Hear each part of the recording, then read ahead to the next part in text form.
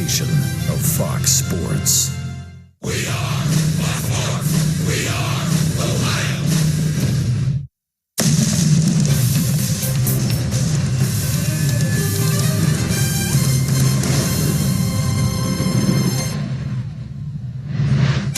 Winners of two straight series, the Reds set their sights on a third as they welcome in their division rivals, the Pittsburgh Pirates, first of three, coming up here on Fox Sports Ohio. And hi again, everyone. Alongside Chris Welsh, I'm Jim Day. Thanks for joining us for Reds baseball. Sets up good in the pitching department for the Reds. Got their three best going in this series. It starts with Sonny Gray tonight over the last five. He's been really good over the last five, but sometimes it's who you play to. The Pirates right now are in a virtual free fall. They're 2-14 since the break. So maybe Sonny Gray, who is peaking right now with his performance, is catching them at the right time. The last five starts for him started back at the very last start in June, and then throughout the entire month of July, including against the Milwaukee Brewers when he struck out 12 in 8 innings. He is on a roll. The curveball, the combination fastball, working really great for Gray right now. Tucker Barnhart recently off the injured list and providing an offensive spark. Well, you know, sometimes you come back and you're a little bit tight. You're trying to do too much. But I'm watching Tucker Barnhart. It just looks like he's very relaxed up there, just trying to put the bat on the ball, not trying to do too much. When he starts going left field like that, you know he's on to something. This Pirates club, a different Pittsburgh squad than the Reds faced earlier this season. They went into the All-Star break playing pretty good baseball. Since then, not so good. Well, they're finding out that your bench players are not as good as your starters. I mean, they've got 4 starters that are not in the lineup. They're either on the injured list or just not able to play tonight, and they have just circled the drain basically since they came back from the break. 2 wins, 14 losses, tied for the worst record in Major League Baseball with the Tigers. You don't want to be right there, but you also don't want to let them up. This is where you start this series by winning the first game and looking to take 3 from the Pirates. And Reds looking to continue their offensive ways when we come back. A little more like it as the Reds and the Pirates from Great American Ballpark.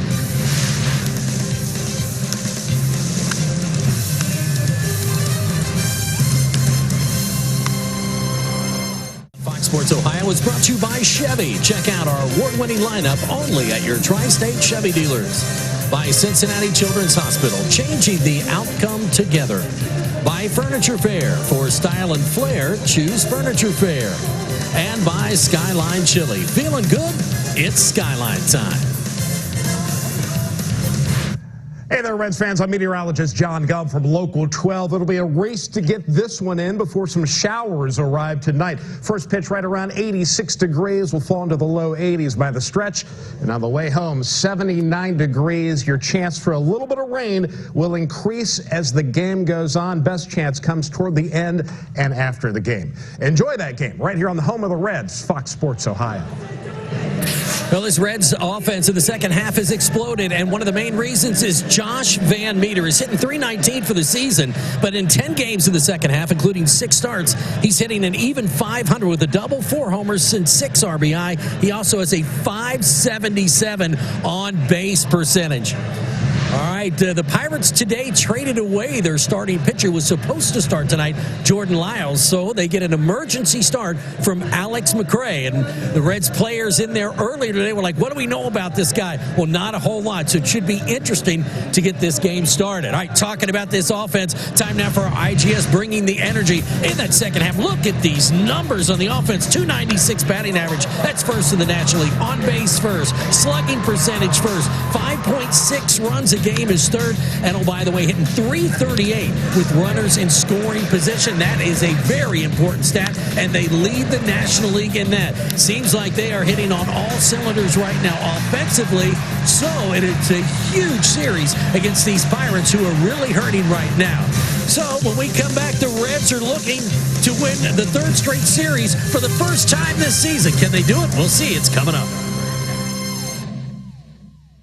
Rain out to the west, we hope it misses Cincinnati here tonight as Sonny Gray, 2019 National League All-Star, strolls to the mound to make his 5th start against the Pirates and 4th this season. Pirates Pirates and Reds, well, to say that they've had a few spirited contests, we'll say, might be an understatement. Central Division rivalry baseball returns here on Fox Sports Ohio. Clint Hurdle still at the helm of the Pirates, and his club struggling mightily coming into this series. They've lost a season high, tying 8 straight games. The last win came on Saturday, July 20th. And here's the Furniture Fair lineup for the Pirates tonight. There's Kevin Newman. He'll lead it off. Adam Frazier in the 2 spot. Starling Marte, Josh Bell, one of the best hitters in all of baseball this season. Brian Reynolds, Colin Moran at third base. Jose Osuna. Elias Diaz behind the plate. He'll be catching Alex McRae, an emergency starter for the Pirates tonight. And here is Sonny Gray and that wicked curveball. And wicked slider and something in between, which could be a slurvy slider, whatever he decides to come up with, really, because Sonny Gray is one of those pitchers that, you know, he can shape his curveball and his breaking pitches really unlike a lot of other pitchers. He's got a fastball to match 94 miles an hour.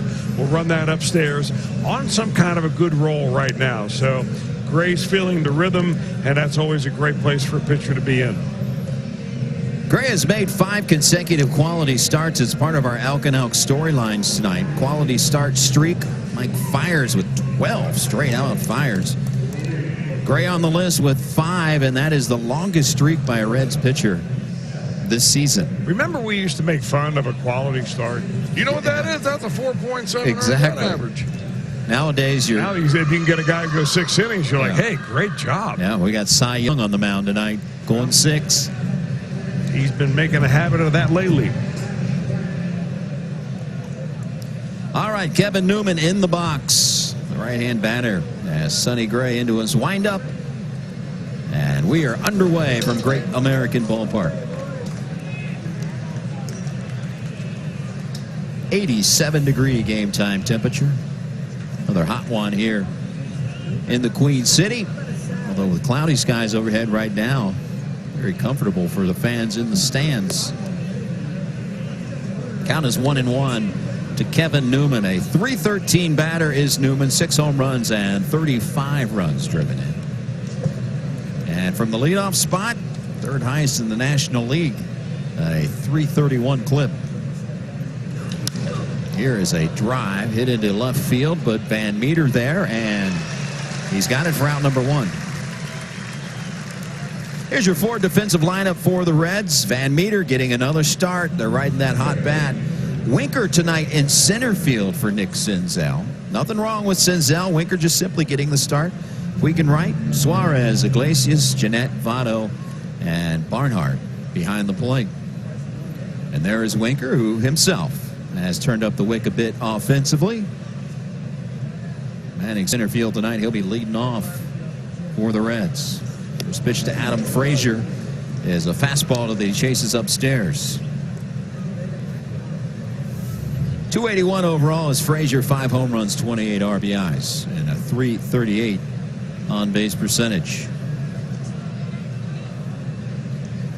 0-1 pitch. Frazier, though, hitting hot this month. .375 batter in 22 games in July. And his 30 hits are tied with Fernando Tatis Jr. for 2nd in the National League, and add 1 to it. Opposite field hitting, and the Pirates have a man aboard. Good little bit of hitting right here. He gets a spinning breaking ball down and in right there, and a little inside-out job right there. If you try to pull that pitch, chances are you hit a ground ball to the first baseman or over maybe to the second baseman. The left-handers have not been much of a problem this year for Sonny Gray. I mean, really remarkable what he's been able to do.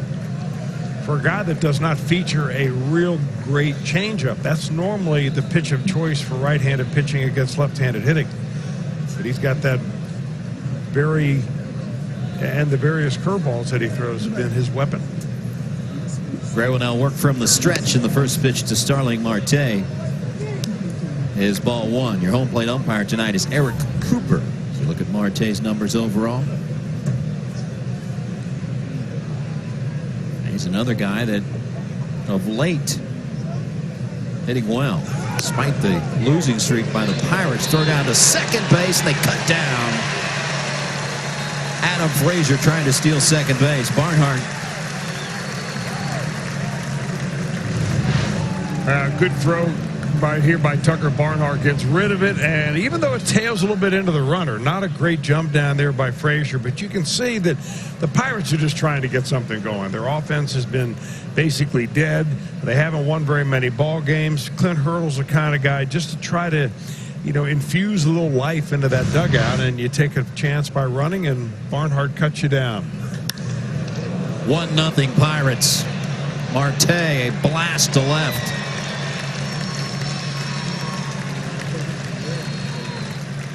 '18th for Marte. Boy, that caught stealing just in the nick of time.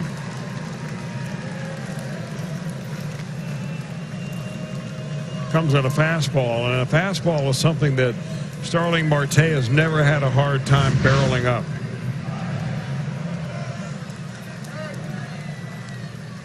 RBI number 61 for Marte to go along with his 18th. Boy, he's pretty quick to the ball right there. I mean, if you're a pitcher, watching from the bullpen or watching from the dugout, that's something you put in your memory banks. And here is Josh Bell. First pitch swinging, and it's picked by Suarez and picked by Votto for out number 3, but Marte gives the Pirates an early lead.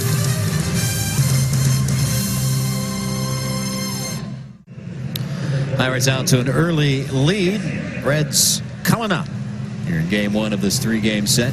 Here's your Furniture Fair lineup for the Reds. Winker to lead off, Votto in the 2 spot. Suarez, Puig, Van Meter in the middle. Jeanette at second base, Jose Iglesias at short, and battery mates Barnhart and Gray will bat 8th and 9th. Well, the Pirates were set to start Jordan Lyles here tonight, but he was traded this afternoon to the Brewers, so Alex McRae gets the emergency start. And his first career Major League start coming here tonight. He was a starter at AAA for the Pirates, has been working out of the Pirates bullpen. You see his numbers in 5 games out of the pen. Well, you also see his numbers from AAA, where that earned run average is pushing 5. And when you're doing that down in AAA, you're not fooling a lot of people. The thing that he's had a problem with up here, though, is throwing strikes. I don't know whether he's pitching away from contact, but his walk rate has skyrocketed since his call up to the big leagues. 26 years of age is Alex McRae. Hails from Wisconsin. As Bell flips it to McRae for out number 1. And here's the defense behind McRae. It's your 4 defensive lineup for Pittsburgh.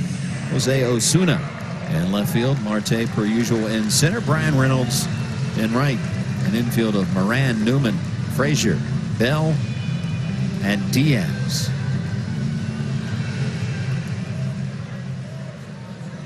And now Votto.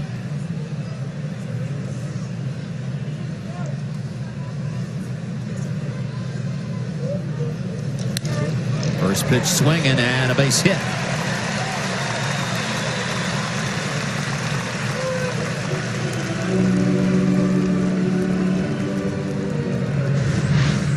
Well, a good solid swing and a good start for Votto right here. He has been working extremely hard trying to get back on track. Was at her earlier this afternoon, taking a lot of swings. And that's classic Votto right there, taking a pitch going away from him and lining it into left center field. And the one-out batter is Eugenio Suarez.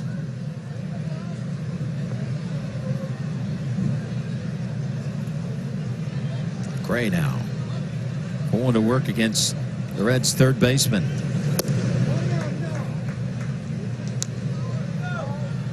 Suarez overall 252. The 28 home runs and 69 RBIs lead this club. And since the All-Star break, leads the National League in slugging percentage at .764.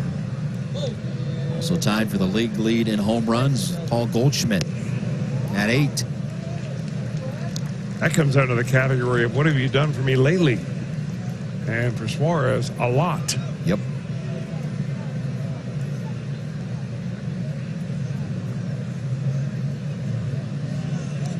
15 RBIs since the break. That's 4th in the league. Hitters count at 2-0. Got a little anxious that time, thinking, okay, got a young kid here on the mound, not much big league experience. Get to a 2-0 count, he's going to throw me a fastball, and he tricked him by that little slider.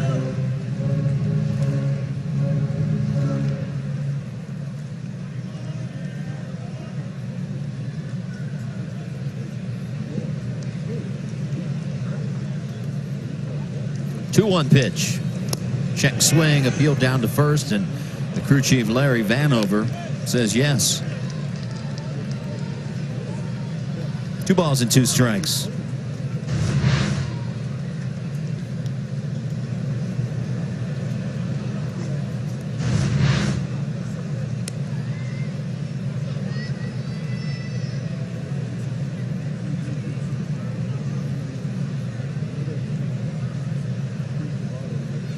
Gray has what he wants from Diaz. Turns loose the 2-2. And it's grounded right side. Bell thought about second base, but will go over to first base and complete the out himself. Votto in scoring position with 2 outs.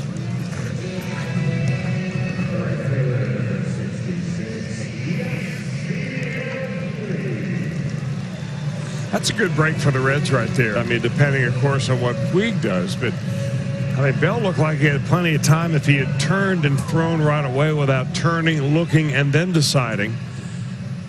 But he got the sure out, and I guess that in the long run, that's what you're looking for, is at least 1 out there.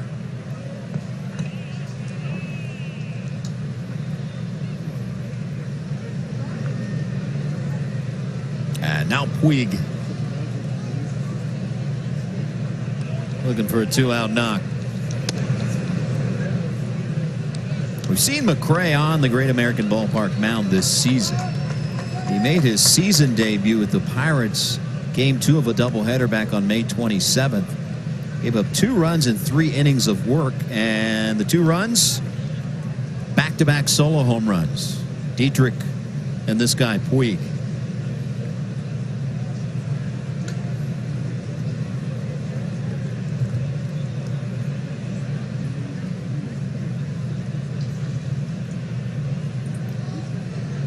One-0 pitch. Grounded sharply to short. And the Reds are done in the first. 1-0 Pirates.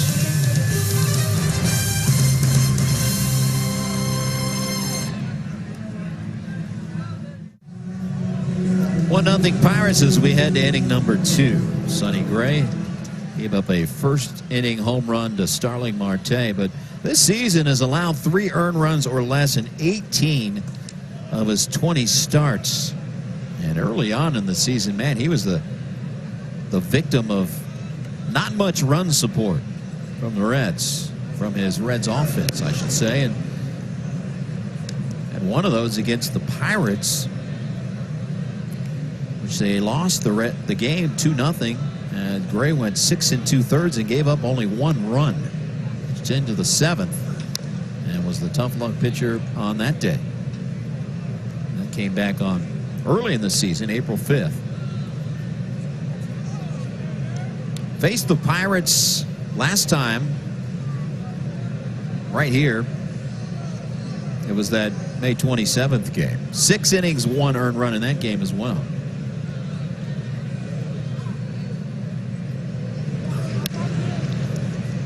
Votto will take it himself, and hustling down the line was Brian Reynolds, and Votto just gets there ahead of him.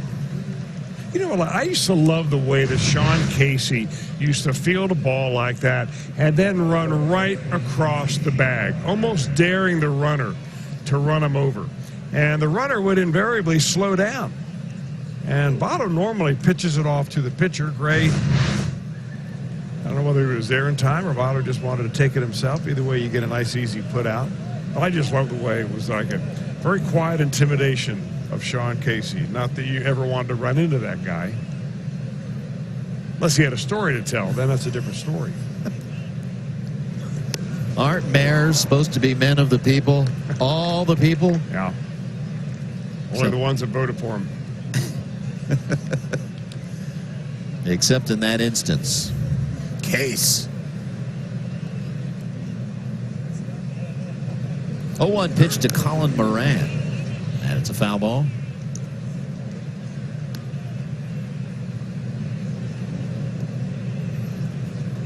Moran 0 for 5 in his matchups with Sonny Gray, and another hot hitter in the month of July for the Pirates.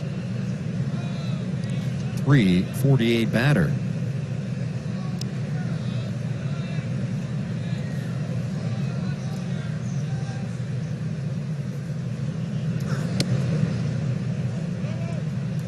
One ball and 2 strikes.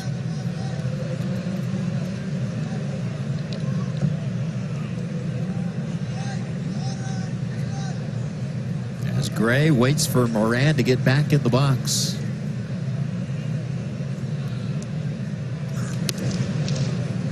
From 0-2 to 2-2.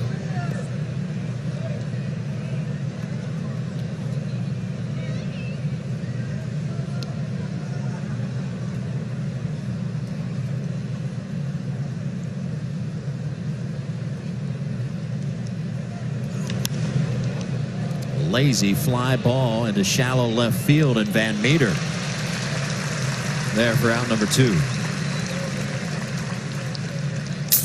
As you enjoy a Miller Lite, and please crack open one for us. Look forward to the whole true moment later tonight's game.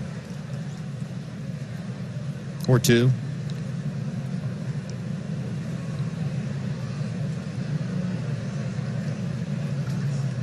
The 7 batter is Jose Osuna.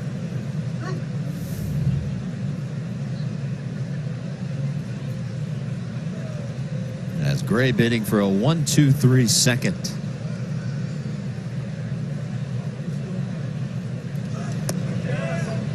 Getting increasingly darker overhead.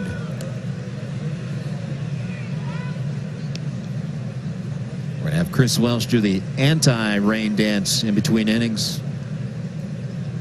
There is such a thing.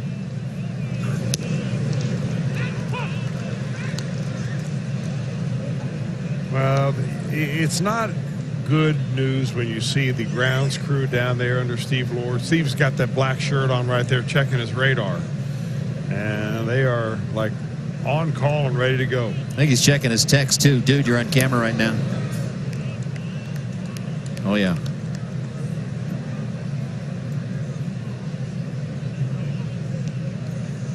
Ominous clouds.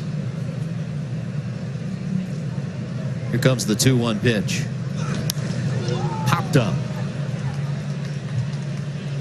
Iglesias there, and it is a 1-2-3 inning for Sonny Gray.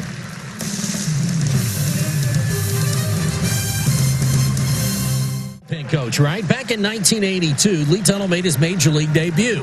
He's playing for the Pirates, and they're in L.A., so he throws batting practice.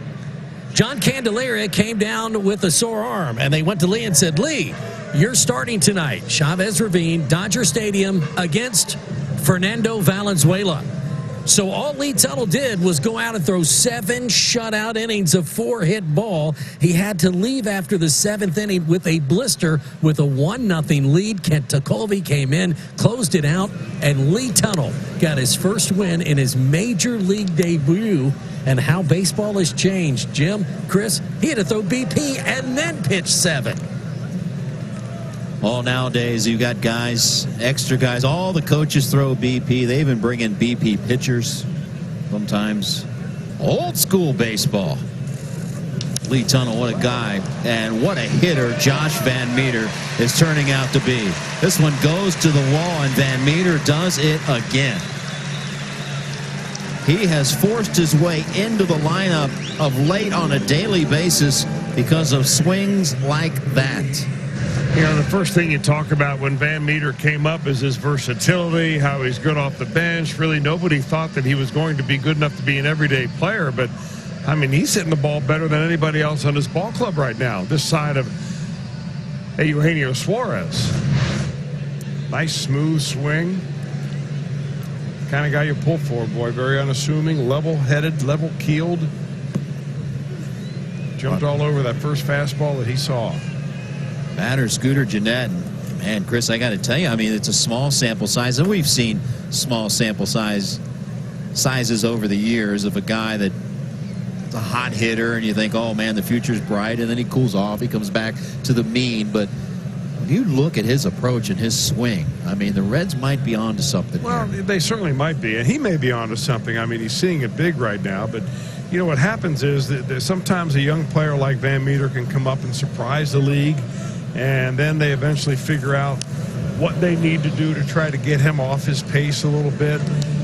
Different types of scouting reports and experimentation with different pitches, and then it will be up to Van Meter to make the adjustment. But right now, ride that wave, young man. Well, that wave is 10 for his last 14, a couple of doubles and 3 home runs. His home runs came in consecutive games.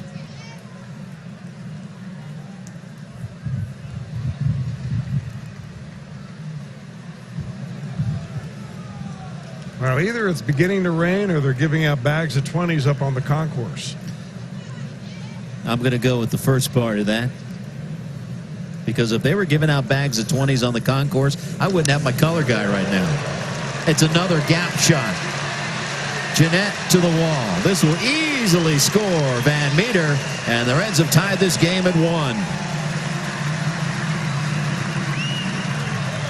Scooter delivers. Reds have been waiting for Scooter to get his bat going a little bit. He just has not really gotten into the rhythm. He gets a hanging slider right there. Boy, McRae just kind of spun that up on the inner third. Bad spot as Scooter just goes right down there to give it a nice smooth swing and a back-to-back double RBI.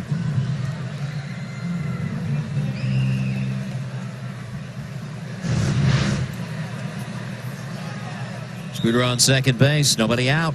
And the first pitch to Jose Iglesias.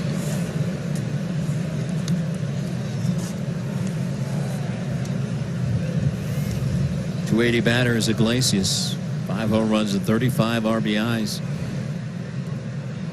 He's hit safely in 10 of his 16 appearances here in the second half.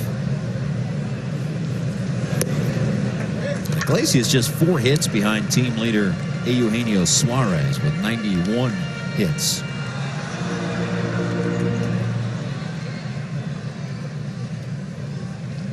And we've been documenting these numbers all season, although as opposed to the early part of the season, it has cooled off some, but 333 with runners in scoring position. A mile-high fly ball to left.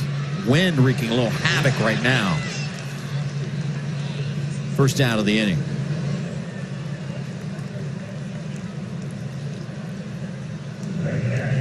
Scooter looking out there at Jose Ozuna saying, man, I didn't know you had that good of an arm. Ozuna was actually kind of backpedaling a little bit when he caught that ball, and Scooter was acting like he was going to tag up, but watch this throw that Ozuna fires in there to third base. I mean, no cutoff man. How about on the money on a line? Well, they might be giving 100s on the concourse right now because there are people that are sprinting up the stairways as it rains much harder here at GABP. Your anti-rain dance did not work, Welsh. We tried, though. Yeah, we did try. It's a full-service operation here. And the grounds crew waiting from possible word from the umpire crew. As it's coming down at a good clip right now. The ball's in a strike to count to Barnhart. And into right field, a base hit. They're going to wave around Scooter. Here comes the throw to the plate. And the Reds have taken the lead 2-1. But Barnhart on fire.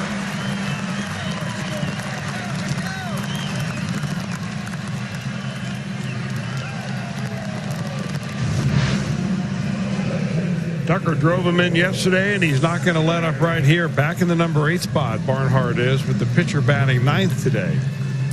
And lines it between the second baseman and the driving rain. Hey. He is now 6 for 7 since coming off of the injured list on Friday. welcome back. And drove in 2 of the 3 runs yesterday in a 3-2 victory over Colorado. 3 hits yesterday. Couple of hits. Friday's game as Gray comes up empty on the bunt attempt.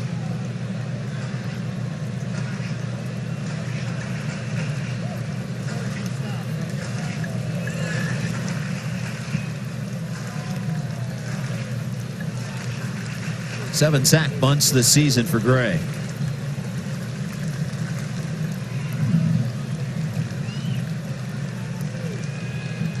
Moran in tight at third.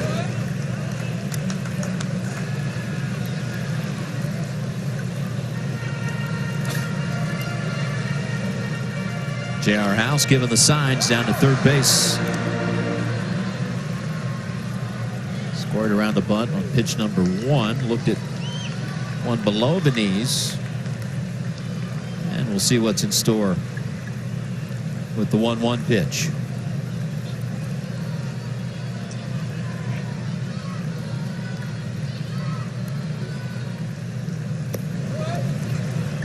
Two and one.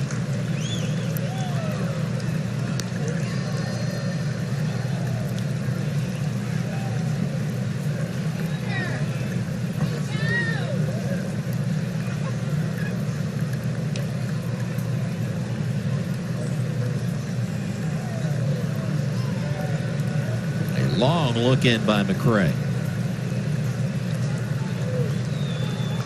2-1 pitch. 3-1.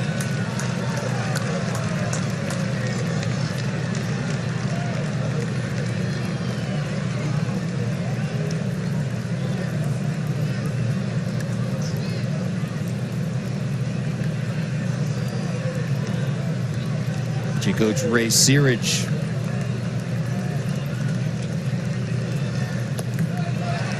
And a walk to Sonny Gray.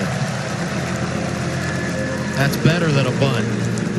And that will cause Clint Hurdle to send out his pitching coach, Ray Searage.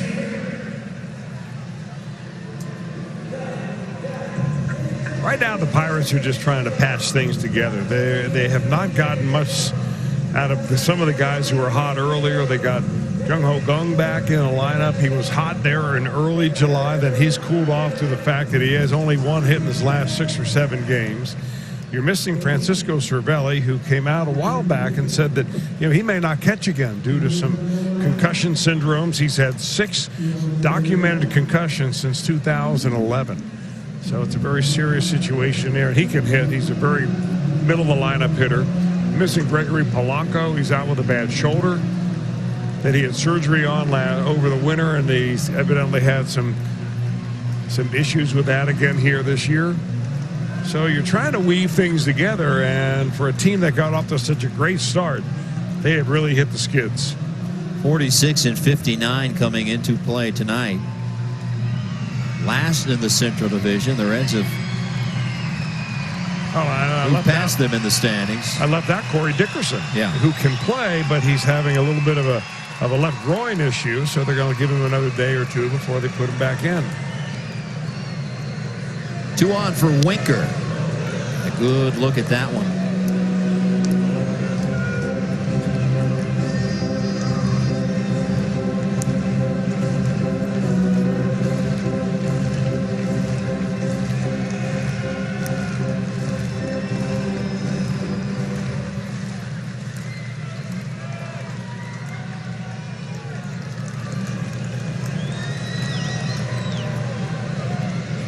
Pitch. Reds outfielders have turned it up. It's the middle of June. And offensively, go back to 15th of June. That's when they recalled Phillip Ervin. First in the league in average at .322. Second in on-base percentage. Second in slugging percentage at .558. So much so that you come to the ballpark and you're not sure who's going to be in the starting lineup. Ervin certainly earned his way in. He's had trouble getting ABs. Winker in center tonight for Senzel, now you have Van Meter that you want to get at bats for. He's playing left tonight. And Puig, the big stick in the middle.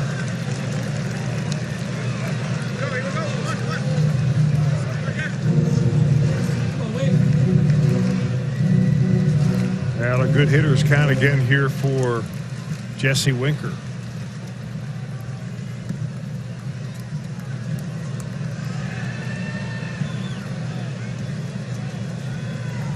Three-one pitch. And another walk. Back-to-back walks.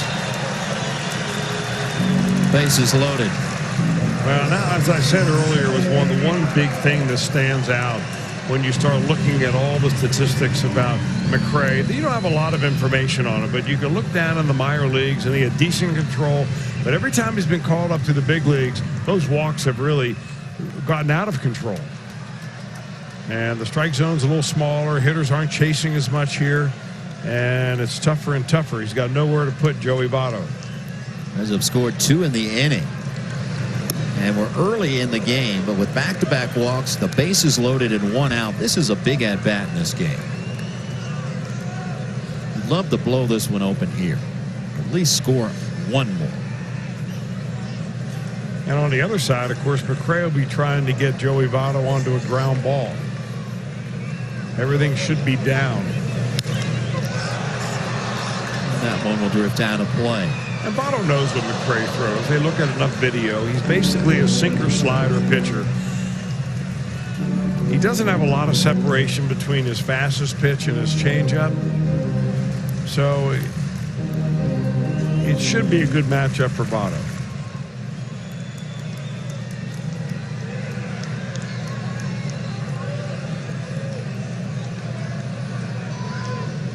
One pitch. It's not been a great month of July for Votto. He has never had a calendar month in his career where his on-base percentage is below 300. Not one time. Currently at 299 on-base percentage in July. Is that after his base hit or before That's his base hit? after his base hit. Joel Luckhaupt with the updated stat. A couple of pretty good pitches in a row right there by McRae, though, trying to come right in on his hands. Votto stroked the base hit on the last pitch he saw in his first at bat on the outer part of the plate, down and away. Looks like McRae's go-to pitch is that slider against righties and lefties.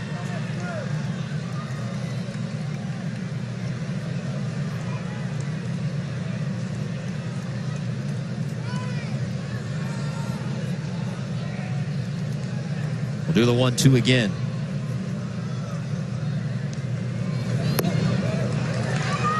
Two balls and 2 strikes.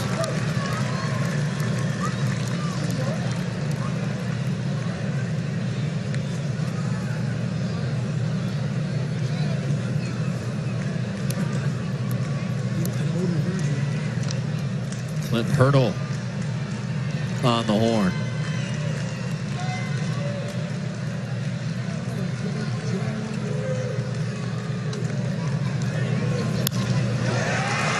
Hit down the left field line. This will score 2. Votto, look out. He's on his way to second base. Winker stopped there, but he has time to get back to first after delivering the 2 RBI single. 4-1 Reds. Votto really trying to stay inside this ball. And he gets it and keeps it fair down the left field line. That ball normally would be a double. You get it by the third baseman like that, you're thinking 2 all the way. That's why Votto coming out of the box hard is thinking 2. But, you know, with Winker coming around first base, heading into second, he does not want to make it out there at third, and he probably would have been out. So Votto had a boot scooted back to first base. Still only 1 out.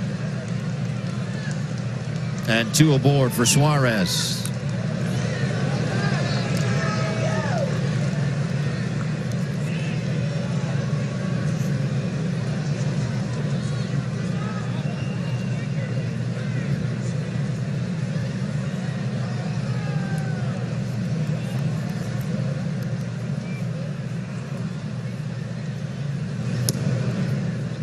strike called by Eric Cooper.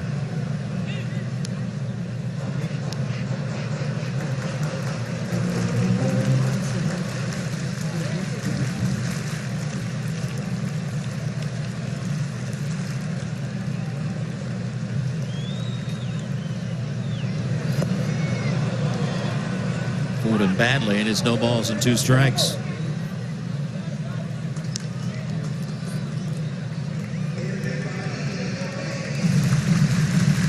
Like a brief shower.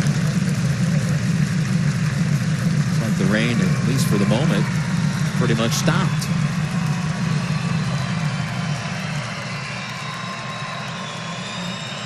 Come on back.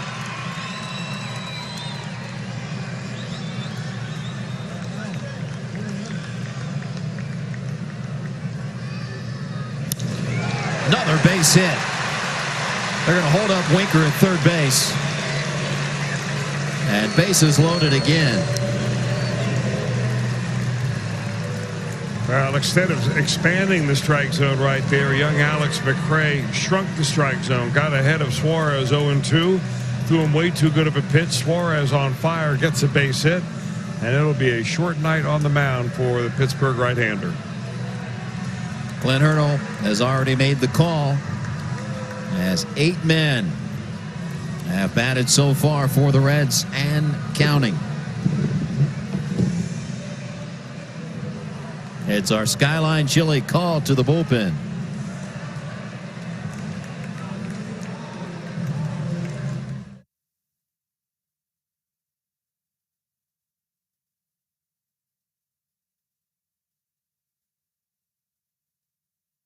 His home run hits the Toyota sign during tonight's game. Lou Clocky from Cincinnati. And Lou, I hope it's Clocky. K-L-O-C-K-E. Could be Clock. Either way, Lou, if it happens, you're going to win the new Tundra on display here at Great American Ballpark thanks to your Cincinnati and Northern Kentucky Toyota dealers.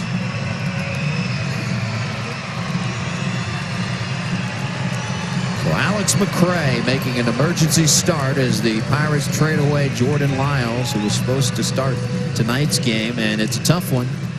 He leaves after just an inning and a third. 4 runs in for the Reds here in the second, and still only 1 out. And the 9th man of the inning for the Reds will bat against new pitcher Montana Durapo.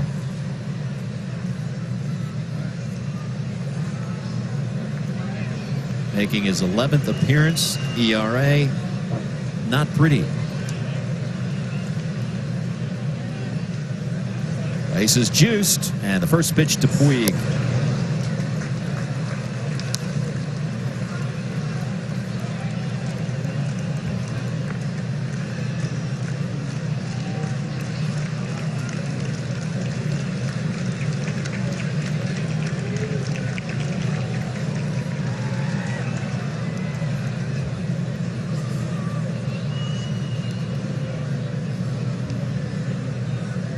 Here's the 1-0.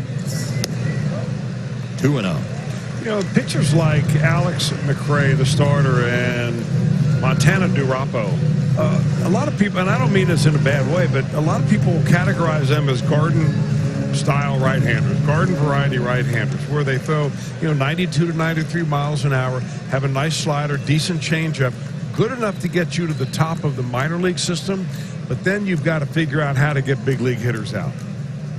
And for a lot of pitchers in that category, if you don't have a great curveball or an overpowering fastball or a really tantalizing changeup, that's where it ends, right there at the very top of the minor league chain and the beginning of the major league.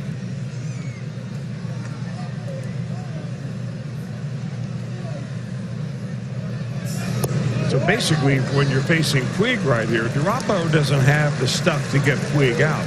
He just has to make a good enough pitch here to try to get Puig to get himself out.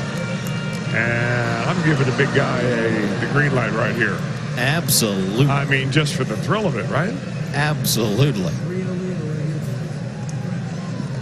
It's like Puig in right field, showing off the arm, just for the heck of it. 3-0 pitch. taken all the way. He obviously didn't see the sign that Chris Welsh was giving up here. That was me waving. Winker takes his lead from third. Votto from second. Suarez from first. One out. And the 3-1 pitch to Puig.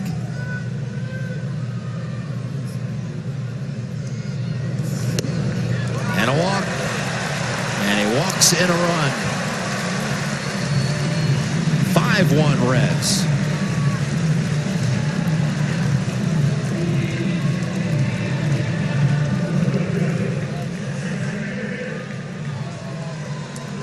Third walk of the inning surrendered by the Pirates. And it's RBI number 60 for Puig.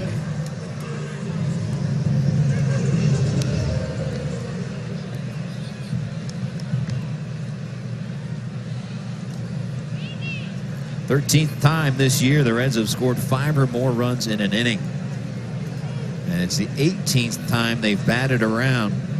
It was the guy that started this inning with a double, Van Meter at the dish.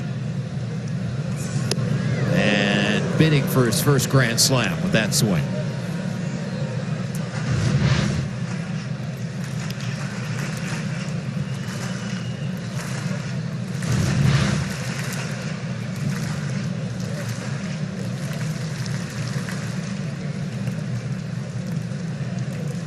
And Meter doubled and scored.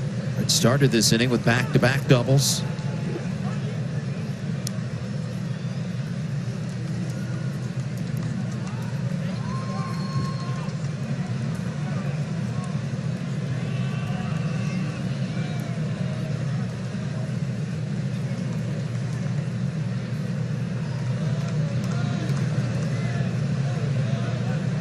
Oh, one pitch.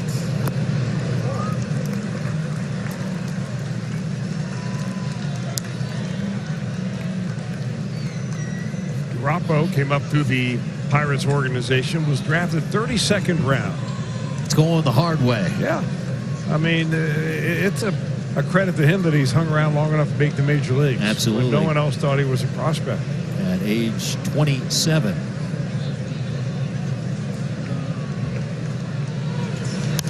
Ground ball. Bell will come to the plate. Offline, and the Reds score again. An excuse me throw from Josh Bell. And the Reds, the benefactors, score again. 6-1 Cincinnati. Boy, oh boy, the last thing the Pirates needed. And Bell throws this ball like it's a water balloon that he doesn't want to break. And he never even gets it to the plate. He's only about 60 feet away, and talk about alligator arming that throw. Whew.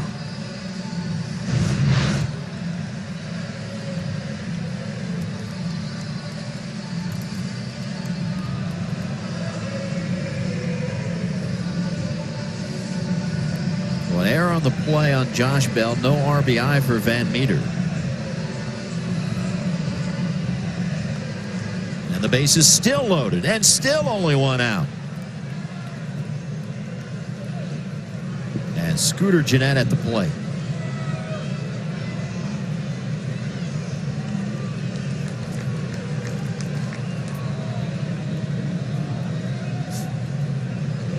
First pitch to Scooter.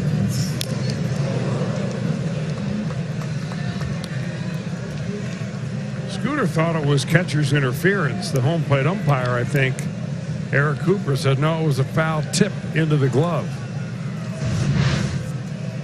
Did he hit his catcher's mitt with the bat? On the follow through, that doesn't count.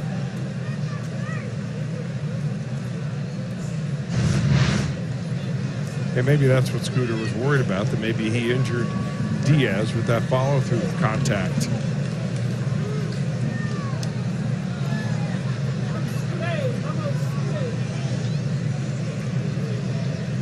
0-1 pitch. Montana Durapo, born in Deltona, Florida. Product of Bethune-Cookman College, Daytona.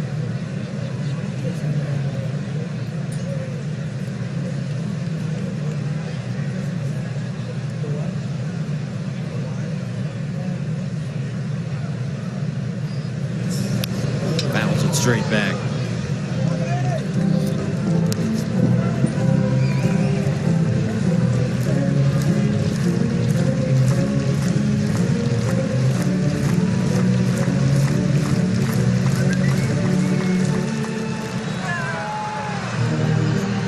Scooter would like to have that one back. A little conversation with himself. A 389 career batter with the bases juiced.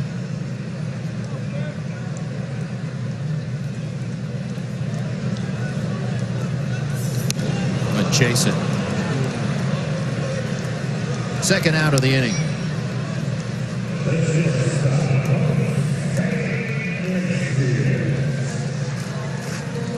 The 12th man of the inning for the Reds will come to the plate. And it's Jose Iglesias.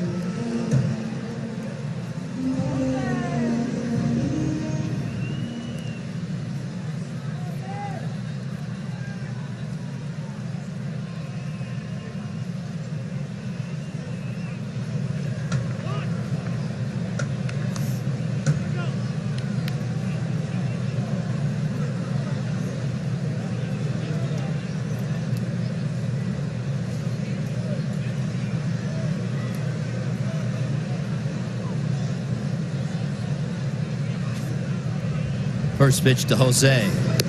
Breaking ball. Misses high.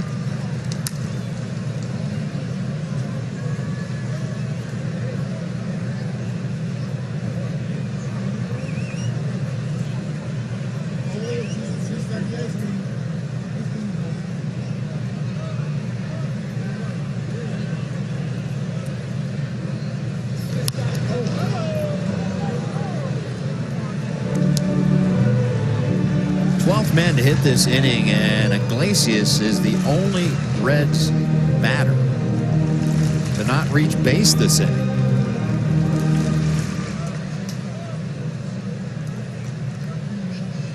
Flight out to left earlier this inning.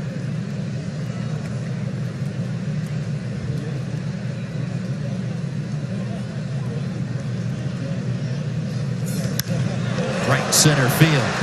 This ball is hit well. This ball is gone! Grand slam! Jose Iglesias.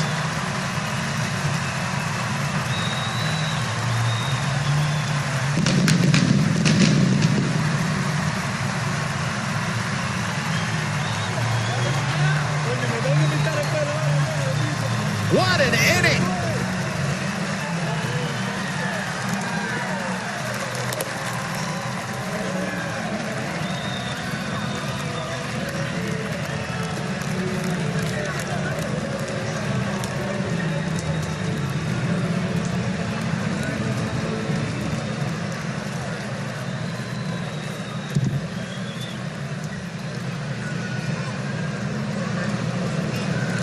I think Jose Iglesias must have gotten a home run haircut here today. They're all rubbing the top of his head for a little good luck. And a 10 spot on the board. Boy, nice to be on the other end of this. No question. This is what you like to see when the other team has to, at the last minute, put an emergency starter out there.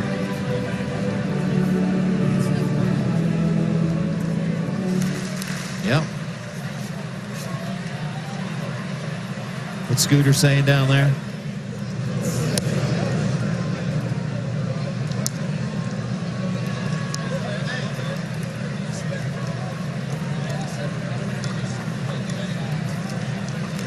Ten-run inning is the most since August 2015 versus the Tigers for the Reds.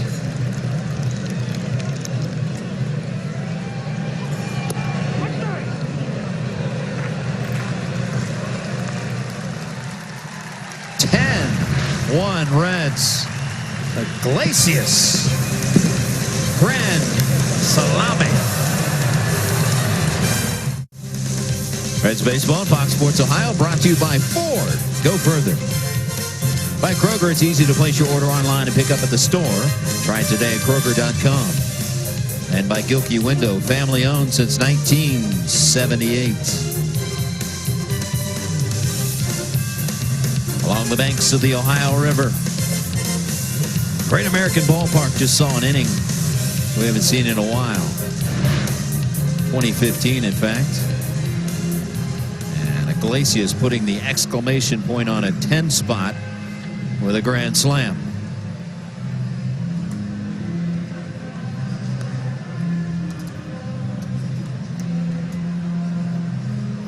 That was fun to watch. If you think it was fun to watch, how would you like to be Jose Iglesias?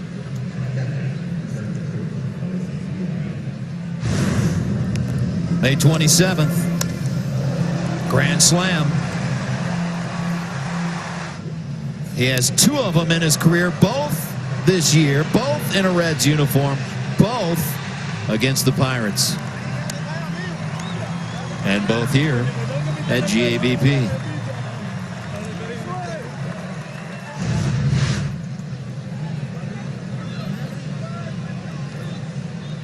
Now we'll see how Sonny Gray responds. It was a long half inning.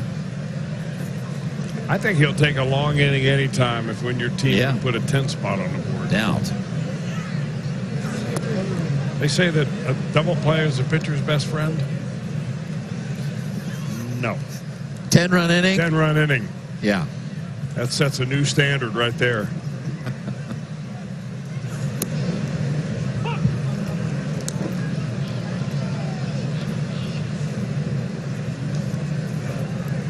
Elias Diaz.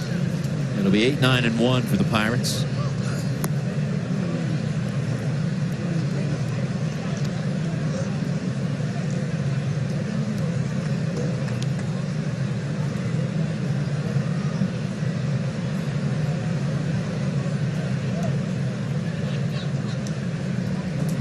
Wind up in the 2-1.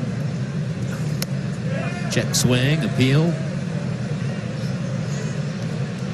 Maybe not.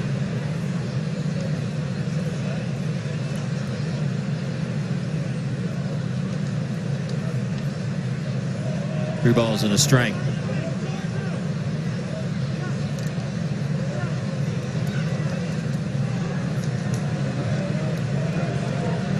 And some chirping coming from the Pirates dugout.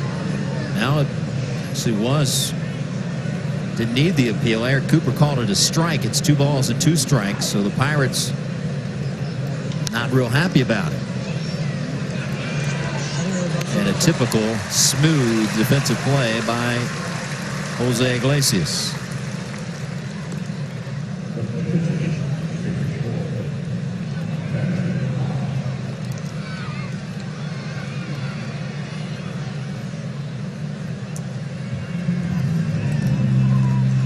Pitcher Montana Durapo taking at bat.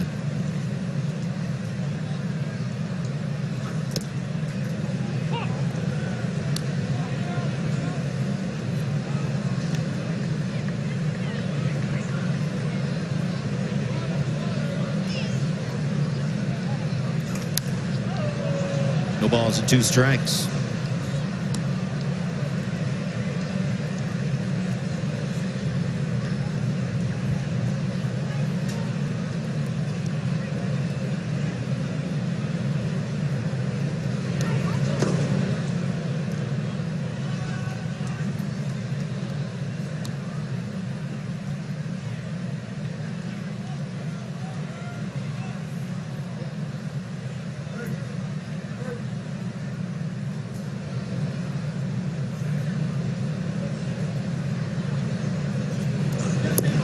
Swing and a miss.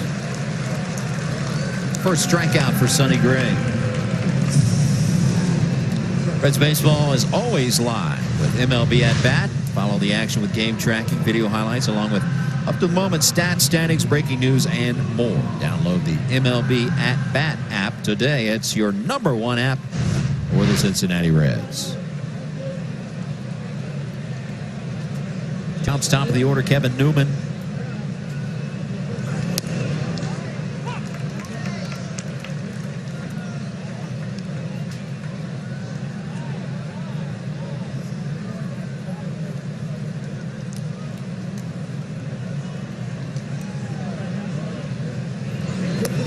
breaking ball. This is 1-1.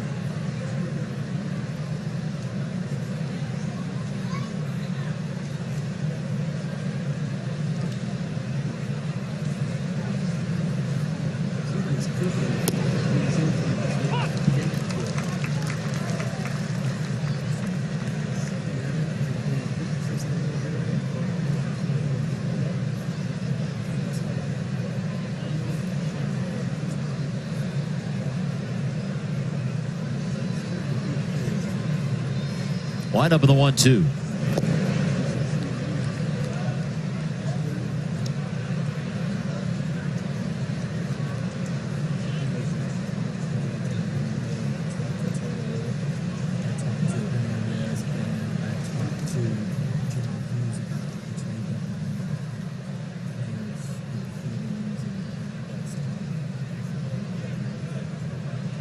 Two pitch. Winker goes back, now backpedals, and a 1-2-3 third turned in by Sonny Gray.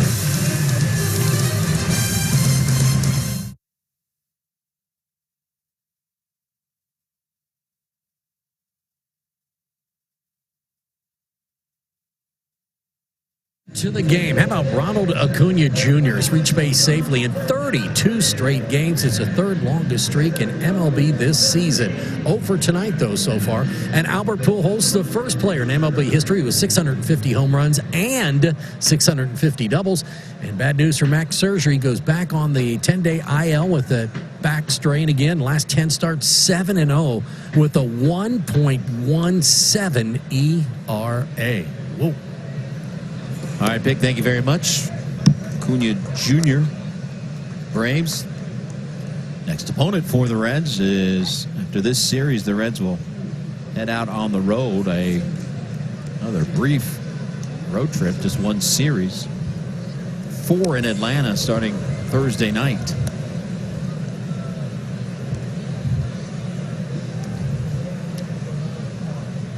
Last 2 roadies have been just one series. Trip to Milwaukee, Reds won that series.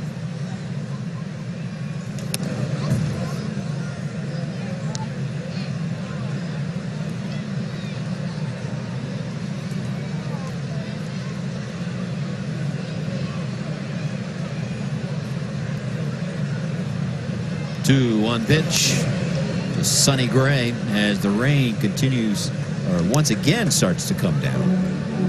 You're a Great American. Rain a little sideways right now.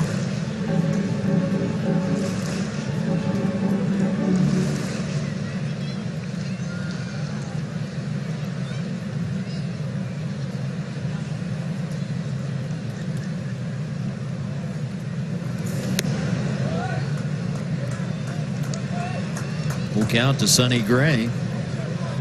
Gray walked in that 10-run second inning. Perhaps a pitch away from and walking him again. Big cut, swung at ball 4.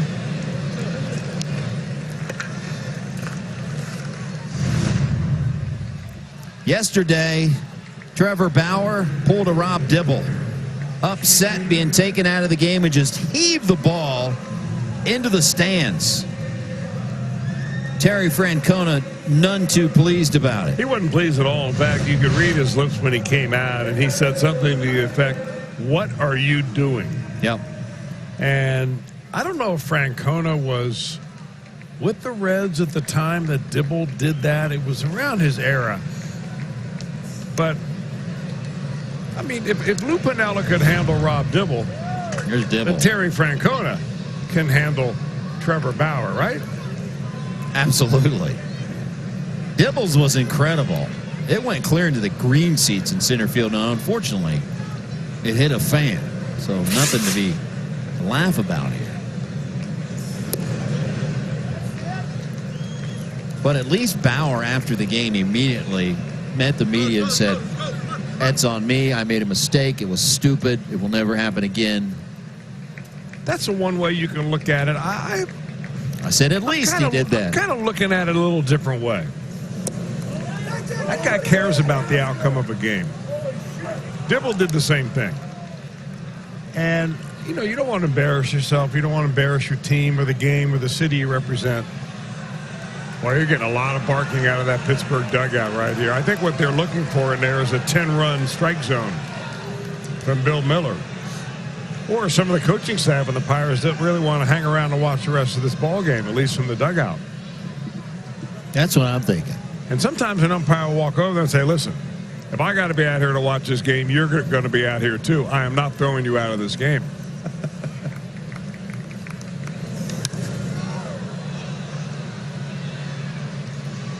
Osuna camps under this one.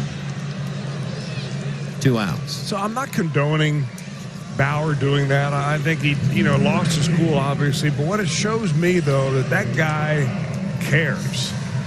And, you know, nobody's perfect. Sometimes you do things in the heat of anger that you wish you hadn't. You are looking at a far from perfect person. That would be me.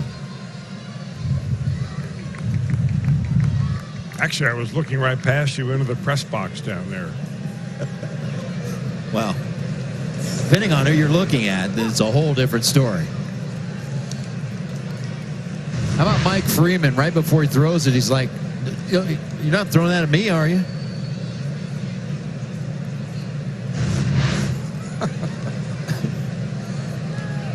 Well, he is known for long toss. That's true. He'll throw it foul pole to foul pole. Somebody actually wrote an article and said it's going to hurt his trade value to do that. No. No, exactly right. Not with an arm like Bauer in the repertoire.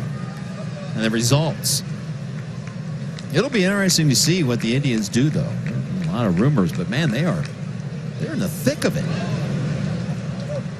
And they dropped the game yesterday. They're 2 games back of the Twins, but they're 62-43. And when you have pitching like they do, and as we all know in the playoffs, you got top 2 pitchers, 2 or 3 you can run out there. You can easily win a series. And Votto is 3 for 3.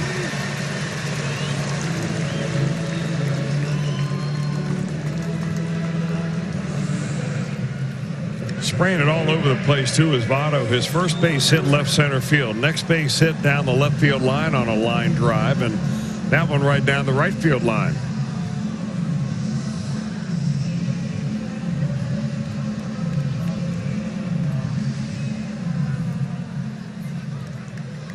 Man aboard, and Suarez at the plate. Singleton scored one of those 10 runs in the second. Votto with a huge lead out there to first base. He's running. Wow. This happened the other day, something similar with the Cardinals, I believe it was. It's kind of ahead of the Pirates in a big ball game early. I think they had a 7 or 8 run lead, and they ran and stole, I think, 4 bases in an inning. And the Pirates were not too happy about that. But, hey, it is still the 3rd inning. Yeah. They weren't holding him on. No throw. Defensive indifference. It's the unwritten rule of baseball that you don't want to rub it in when you know the game is out of reach. But only in the 3rd. On the other side of that, I've heard the expression, well, if you promise not to score any more runs, we'll stop stealing bases. Right. Well, we've seen some big leads go by the wayside in this ballpark this season. In fact, 2 of which. So don't tell that to the Reds right now. It's only the 3rd.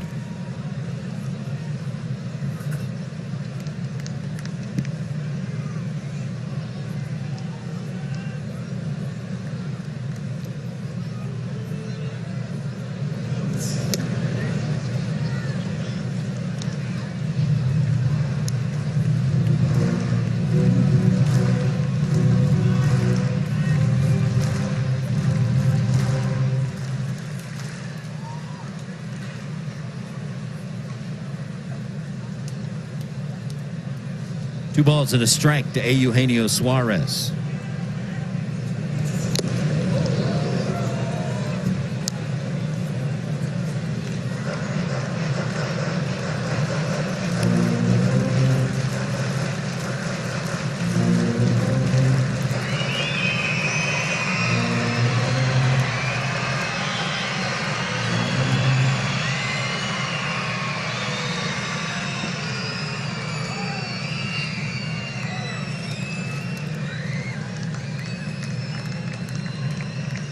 2-2 pitch into left field.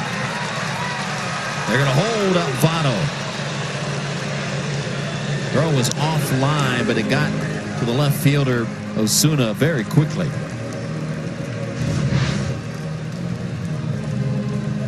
Tried throwing another fastball by Suarez. Wrong spot right there. Gets his hands in, gets a barrel on it. Votto gets a good jump, but not good enough.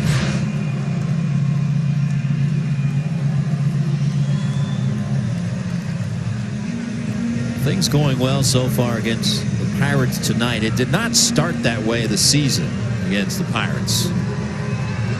First 5 games against the Pirates, they scored a total of 10 runs.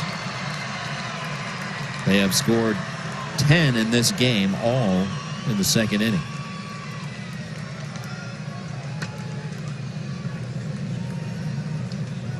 First and third for Puig.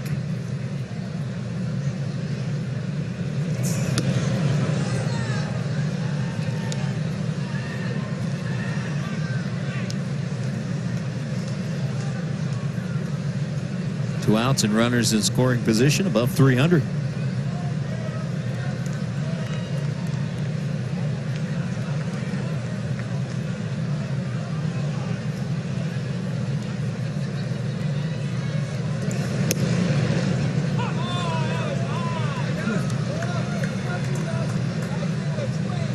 All right, he says.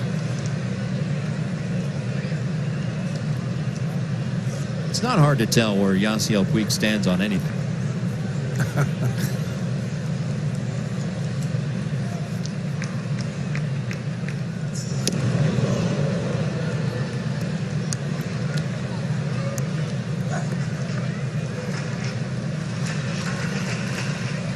One ball and 2 strikes to the Reds right fielder.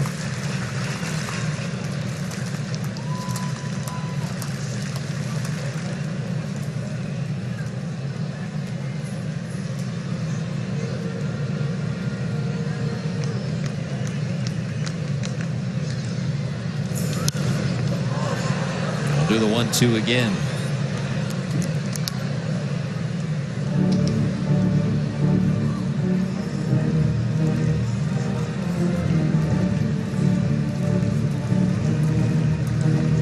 That sent 13 men to the plate an inning ago. Puig is the 4th Reds batter to have 3 plate appearances already in this game. Only 1 Pirate has even batted twice. It's been that type of game so far. 1-2 again.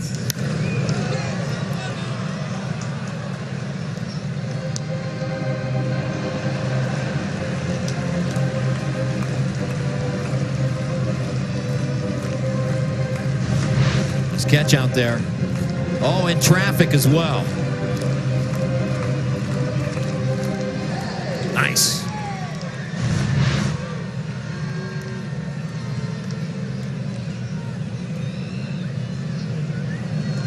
Make a catch in traffic with other defensive backs around.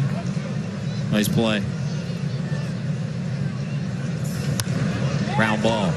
Moran waits on the hop and retires Puig. And the Reds here in the 3rd. An all-new episode of Reds Weekly. New technology incorporated this season has been a key to the Reds' improved pitching staff.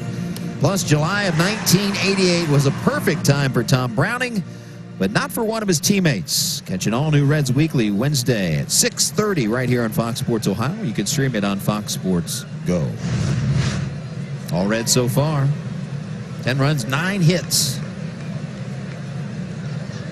Sonny Gray goes to work for the 4th time. He'll get 2, 3, and 4 in the Pirates lineup. Frazier, Marte, and Bell.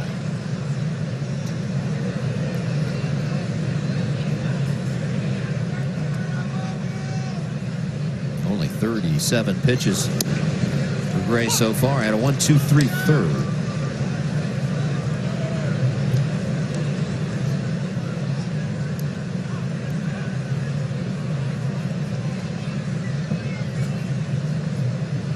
Frazier singled his first time up. He's now hit safely in 6 straight.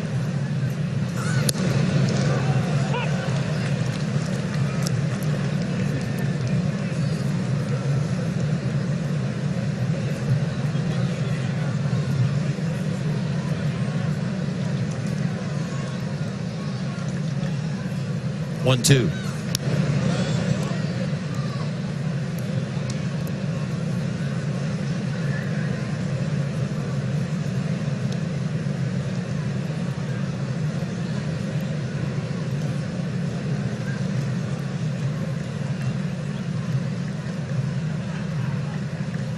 Comes the 1-2 again from Sonny Gray.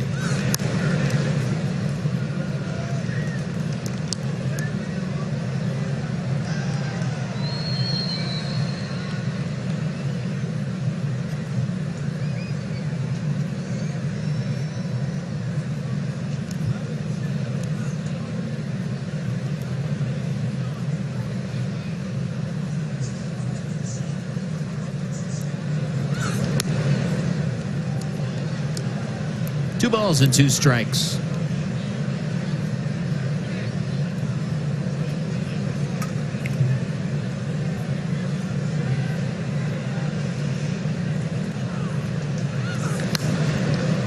Long but foul. He's hanging right in there, though, Frazier, as he's turned himself into a really fine hitter. It's only left-handed, not a switch hitter. Young man that grew up in Watkinsville, Georgia. Ended up going to college at Mississippi State. Didn't play much his freshman year, but by the time he was a junior, he was all SEC and led the country in hits. This one, another long drive to right, and again bending foul.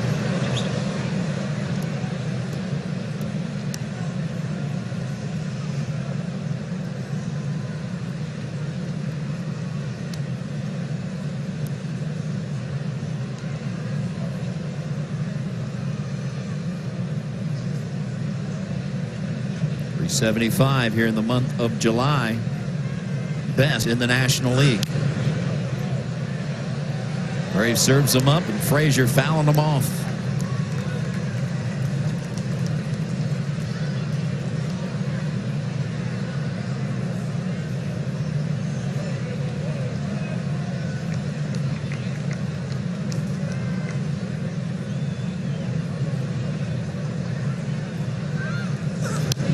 Again, a foul ball.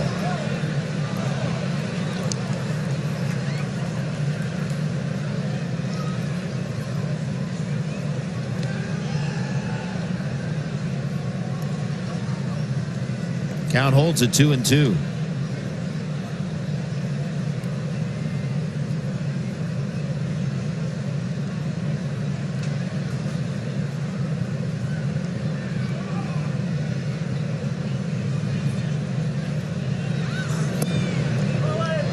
Just out of the strike zone. Full count.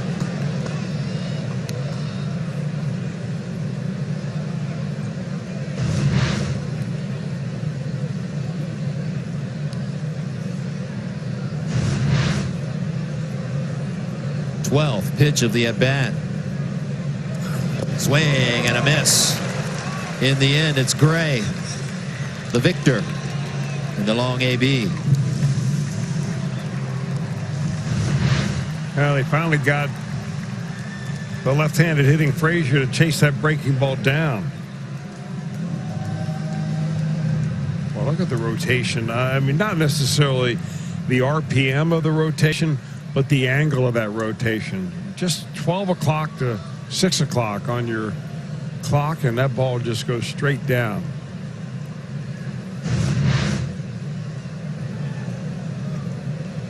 First pitch to Starling Marte. He's responsible for the only run for the Pirates. It was a solo home run in the first.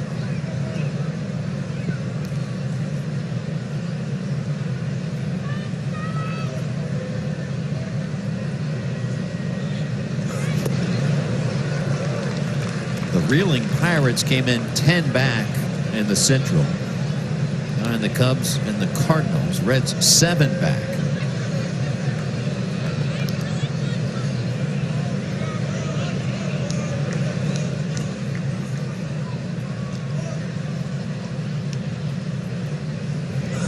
We all know about the last few seasons for the Reds.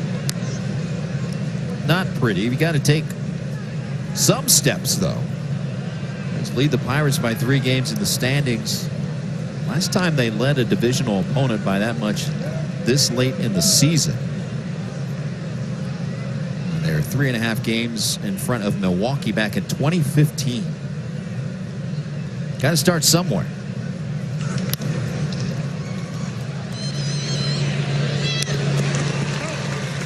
Two outs. And now a quick message from Miami Valley Gaming. Get ready, get lucky at Miami Valley Gaming. And that'll bring up Josh Bell. If you look at his numbers, Bell overall, they are daunting. First in all of Major League Baseball with 86 RBIs. 27 bombs, 6th in the league. First in doubles with 33, but he has cooled off immensely since the All-Star break. 9 for 50, just a 180 batter. That 9 for 51. Second straight 1-2-3 inning from Sonny Gray.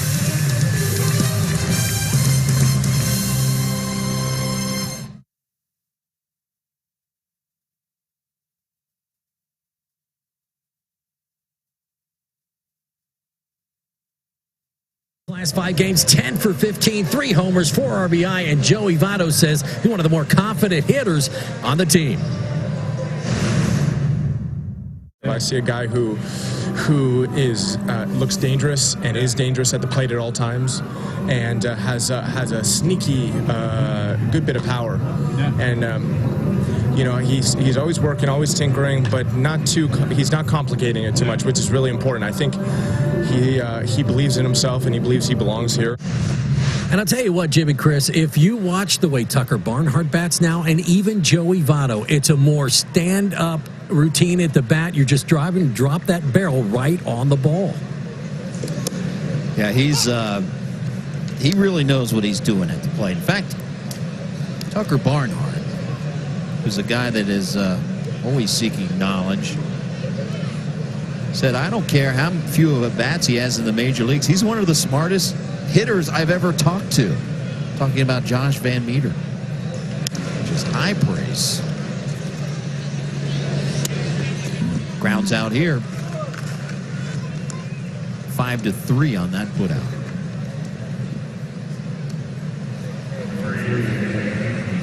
You're getting praise from Votto. Large.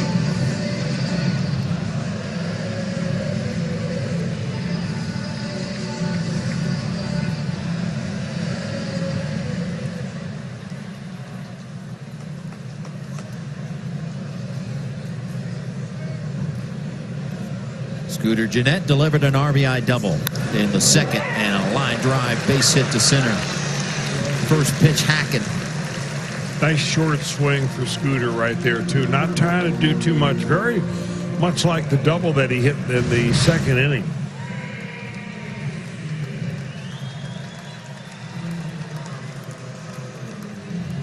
So one thing that always kind of amazed me about Scooter when we got to see him, you know, on a regular basis in a Reds uniform, that he's one of those rare left-handers that is an excellent high ball hitter, likes the ball up. In fact, you can hardly throw it too high.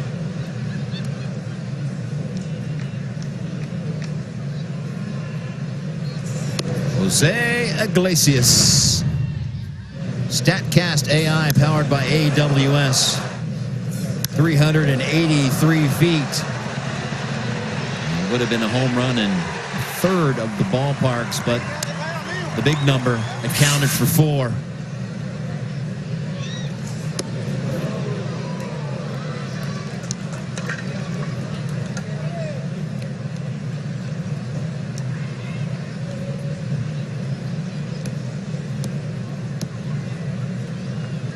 Two balls and no strikes to the Red shortstop.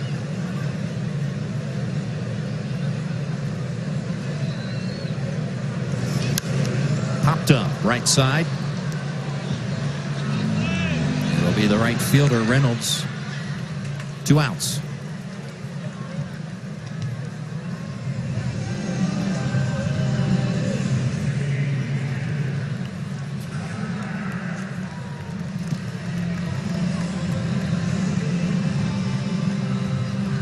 And now Tucker.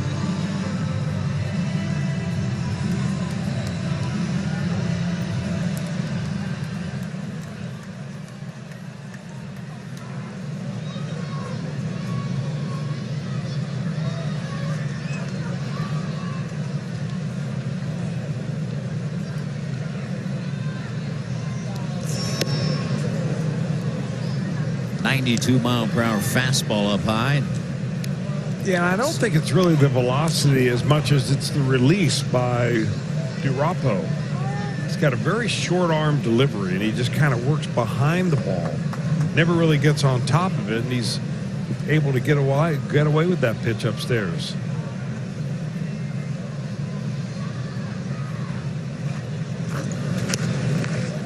That release, though, it makes it very difficult to get a lot of break on your breaking ball because you never really get great extension high where you can pull that pitch down.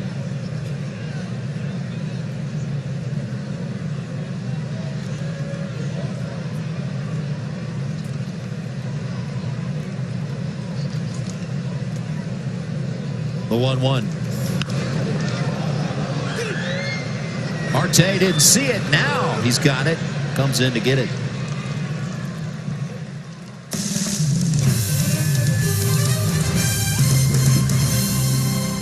Put it on your schedule. Check out the newly renovated Reds Hall of Fame and Museum presented by Dinsmore. Thanks to the HCS Foundation, kids 12 and younger can enjoy the Hall of Fame and Museum for free.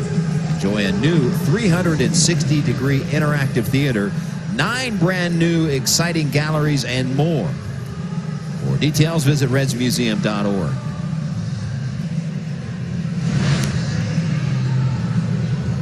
Ten runs, 10 hits for the Reds as we head to the 5th on a mixed bag weather night. We've had some intermittent rain, which is now not raining. But it's been raining runs for the Reds, a 10 spot in the 2nd inning. Pretty sky.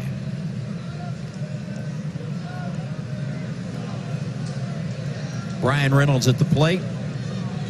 Sonny Gray on the mound.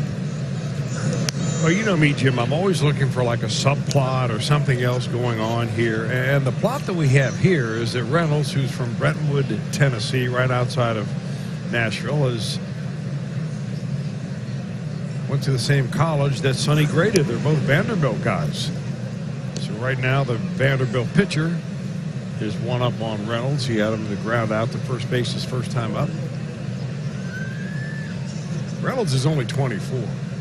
So he was a few years behind Sonny over there. Reynolds hits it well into deep left center field. Winker watches it fly out of here. So the Vandy product takes the Vandy product deep. Number 9 for Reynolds.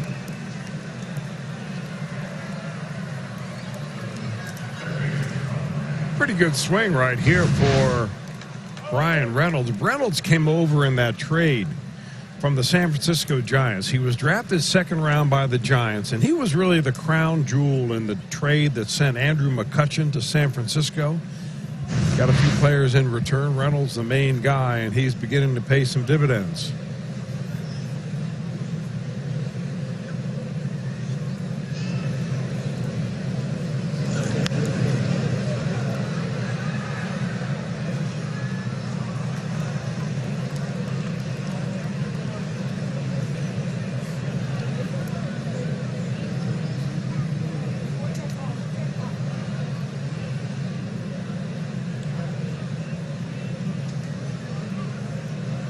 The ball's a strike on Colin Moran.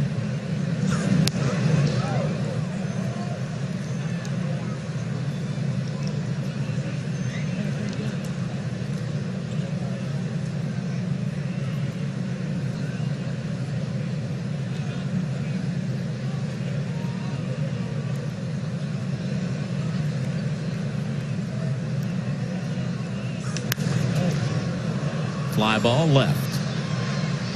Van Meter. That ball carrying and carrying. Van Meter with room for out number 1.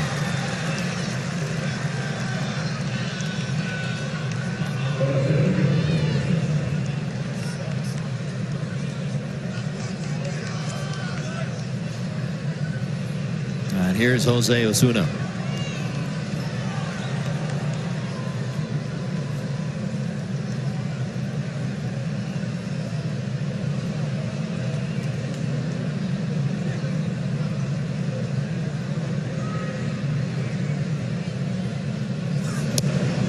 Strike called, a 93-mile-per-hour fastball. 60 pitches now for Gray. 1 out into the 5th.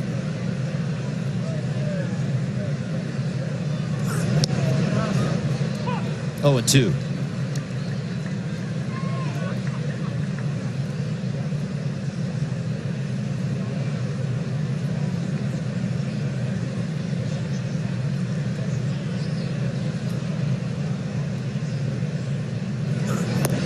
It's a light night schedule-wise in Major League Baseball.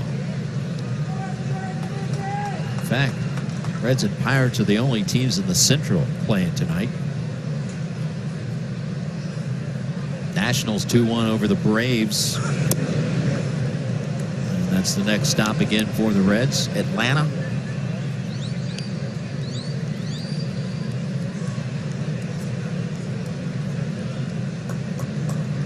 Braves 5.5 games clear of the Nationals in the NL East.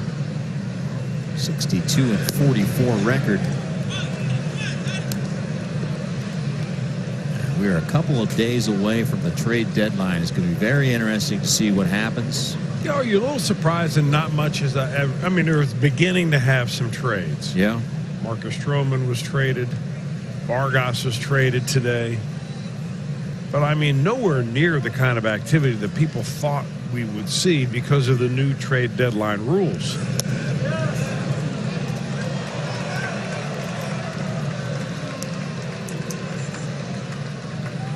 And those new rules being that it's a DINA deadline.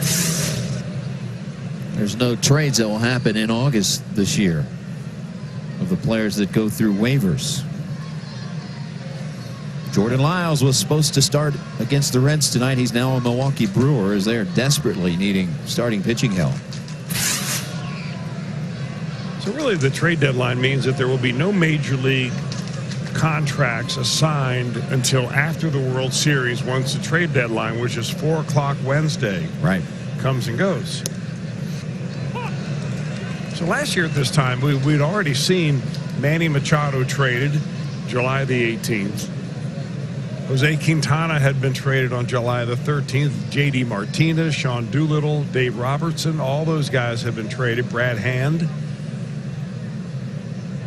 by this time in July, and I'm just thinking that we're going to see a little flurry of it here in the next couple of days. Well, if you believe those that report on all the rumors, let's face it, some guys are just throwing spitballs against the wall to see what sticks. The asking price has been very high for frontline players.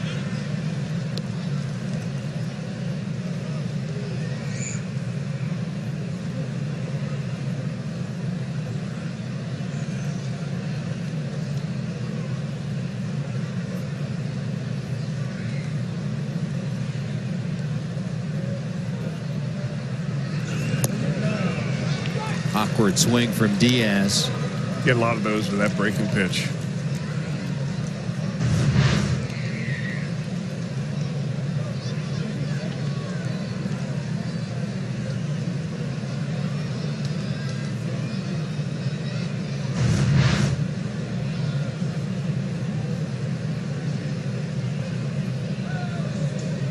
Two pitch.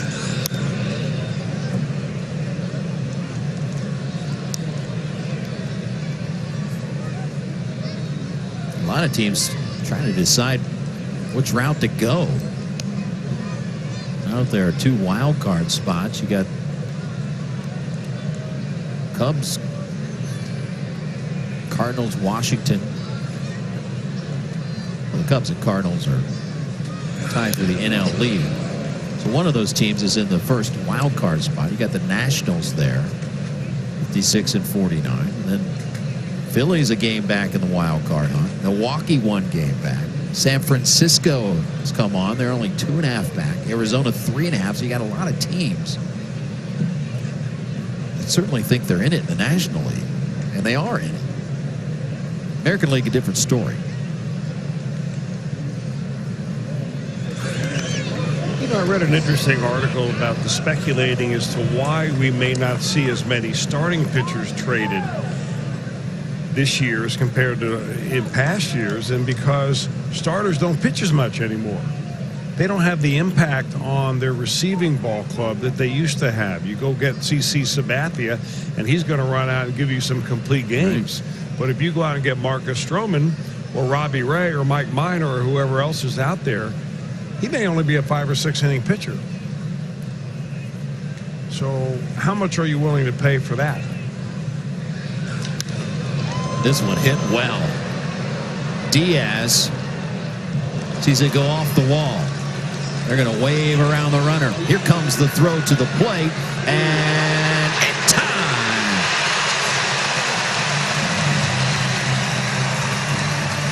Relay throw. Iglesias delivers a strike to the plate, and they cut down the runner, Osuna.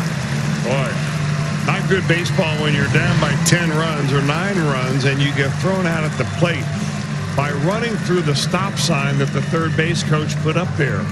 Perfect relay winker to Iglesias.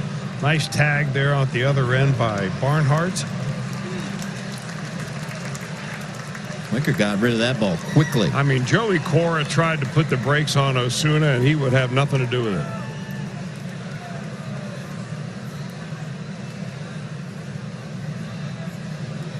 Pretty play. 8-6-2.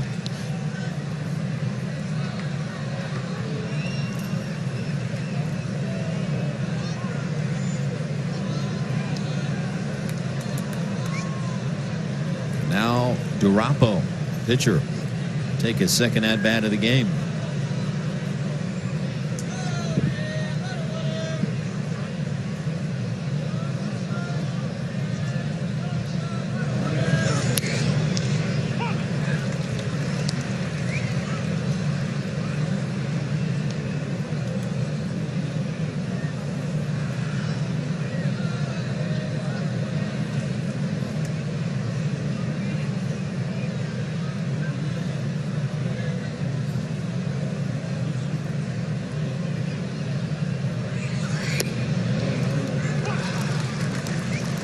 Durapo got the old number 2.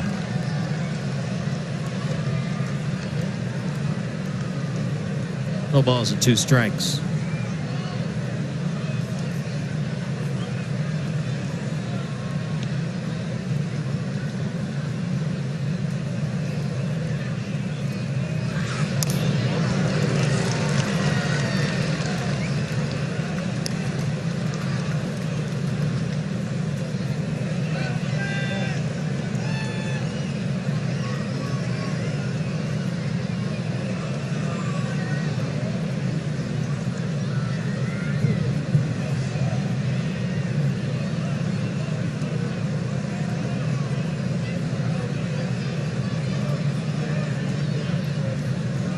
Oh, 2 again.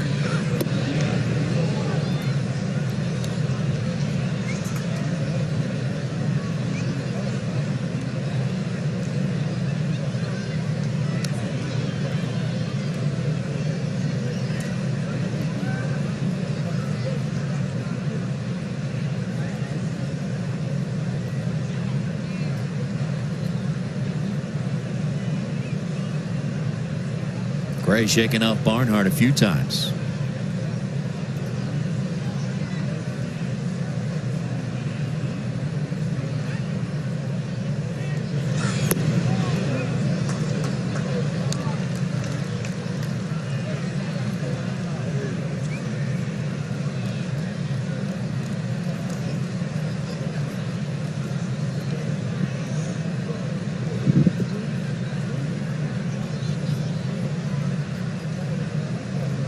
25 pitches so far for Sonny Gray in the inning.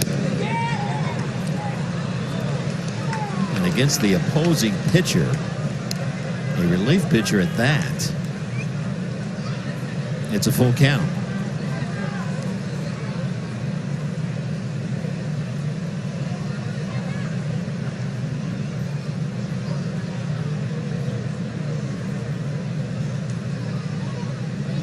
Swing and a miss.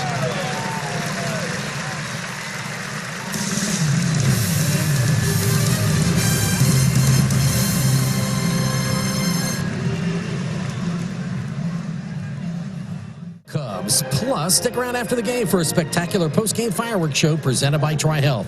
For tickets to see your Red Lights take on the Cubs, visit reds.com/150.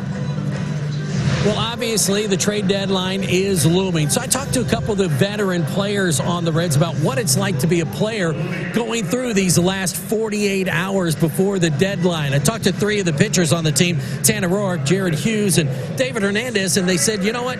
You just got to stay positive during this. There's nothing you can do about it if you're even buyers or sellers. Tanner Roark said the worst thing is when some of your buddies get traded away, but it's up to the veteran guys to try to keep up the morale inside of the clubhouse during these times, because it happens to every player. Your name's bannered about out there. You just have to stay positive and really don't worry about it. It's going to happen throughout your career. And they said, you know, you just got to keep going on.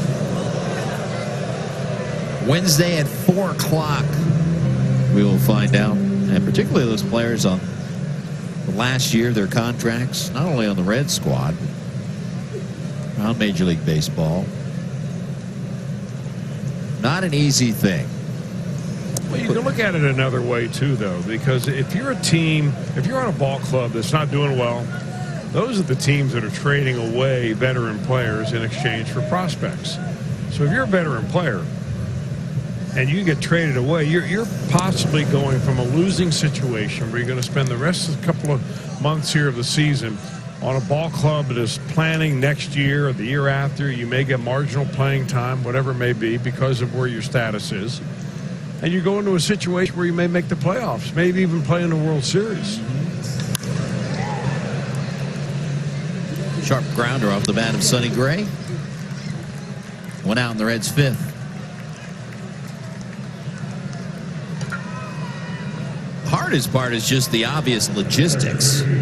You have to uproot yourself and on a dime in a day, basically, get to another city. Well, it's easy for the player himself because the ball clubs take care of that.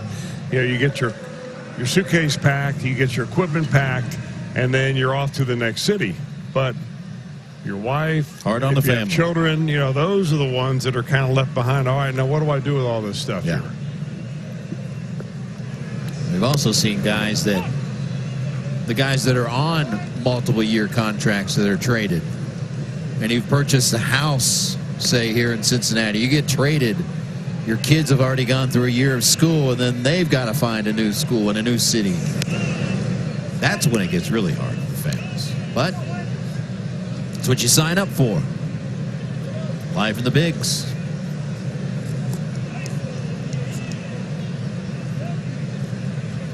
And they'll take that over riding those buses in the minor leagues. Every day.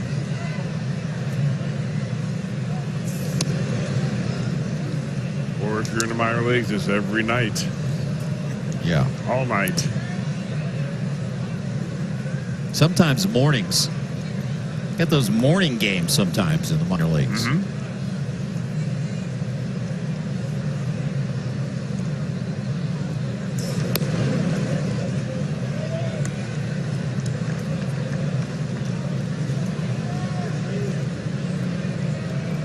Three to 1 the count on Jesse Winker.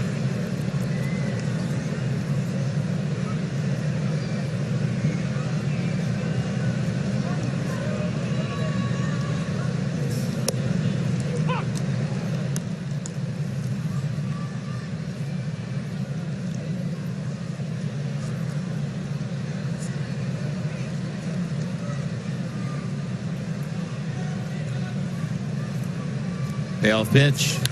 Line drive, base hit, left center field. Pretty swing by Winker.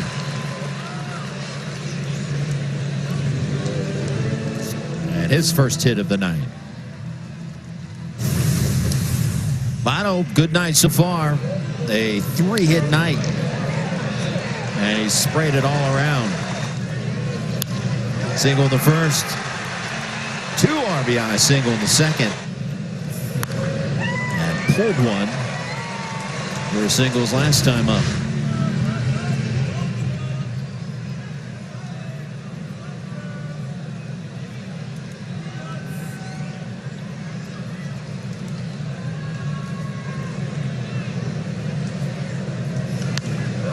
High fly ball down the right field line and foul.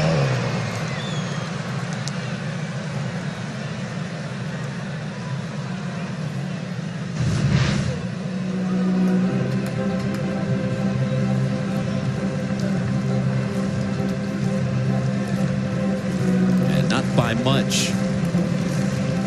Winker trying to give some body English. No man.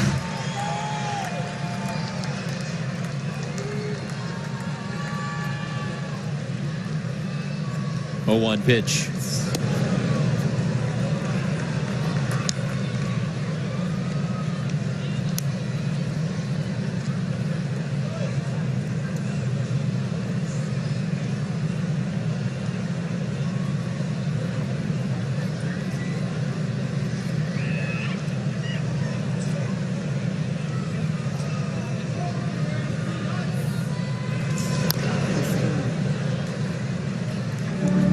Ball and 2 strikes to count on Joey Votto.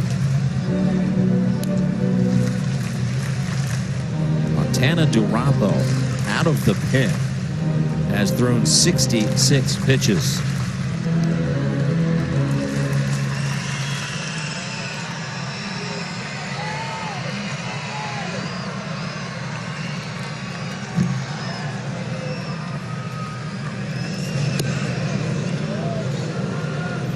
Two and 2. That's about the best breaking ball that Durapo could probably throw right there. And just off the edge of the plate. Now he's going to have to come in there with something Votto can hit.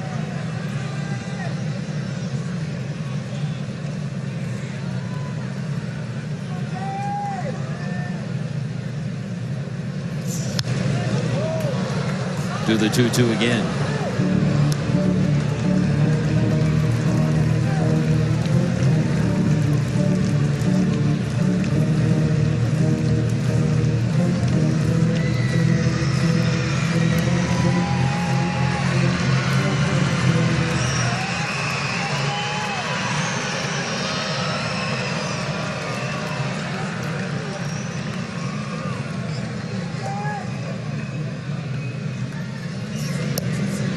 Full count.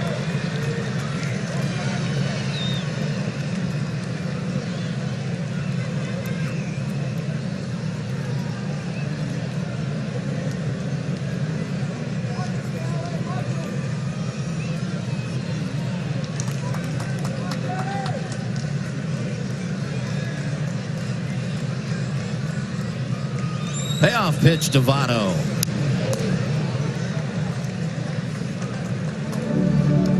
.70 pitches now for Durapo. Pirates do have some action. Chris Stratton up and throwing. Pirates looking for an emergency starter. Goes around the Pirates. When the trade was made of Jordan Lyles, it speculated that Chris Stratton might be the guy, but ended up being Alex McCray. 8th pitch of the at-bat. Here it comes. And a walk. Votto's reached all 4 times up tonight.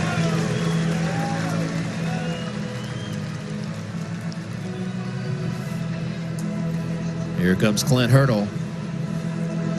And that's going to be it for Montana Durapo, but yeoman's work by him. Getting into the 5th after McCray only goes an inning and a third.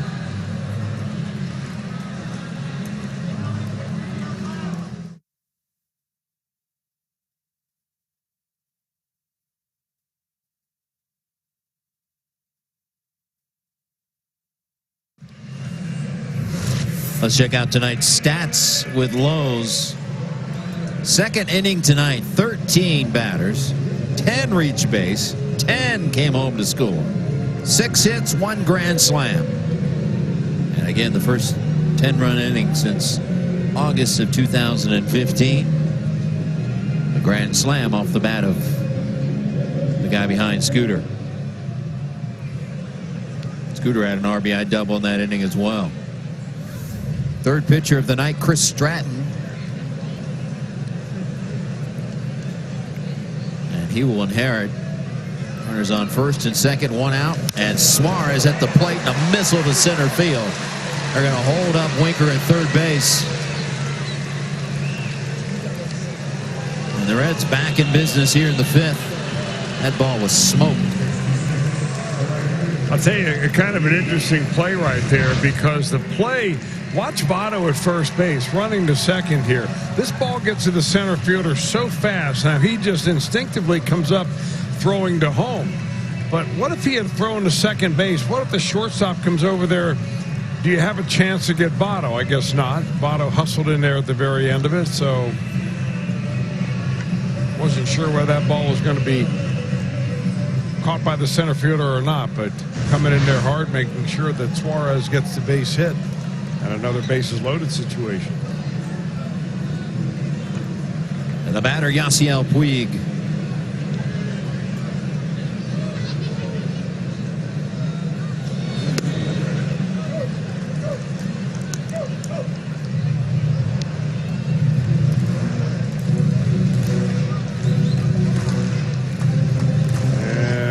Get a pinch runner. Suarez being lifted, and Peraza will run for him in a 10-2 game.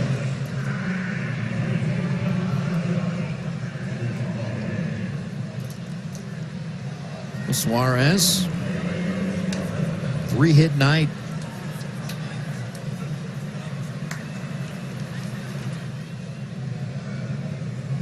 Singles his last 3 times up.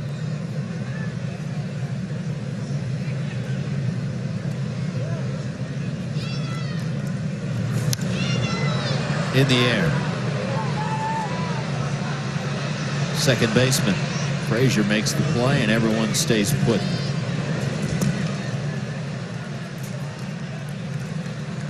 And major frustration from Puig. And he's going right underneath. You know, I would like to see that play one time, Jim. You know, when you've got a bases-loaded situation, a shallow fly ball to right field, and instead of the second baseman going back to catch that ball, he just takes off running towards the pitcher's mound, and now let the outfielder catch it. Now, the infield fly rule shouldn't be called in that case, because it wouldn't be reasonably caught by an infielder, even though an outfielder is allowed to catch an infield fly. You let it drop, you get a double play, and you're out of the inning.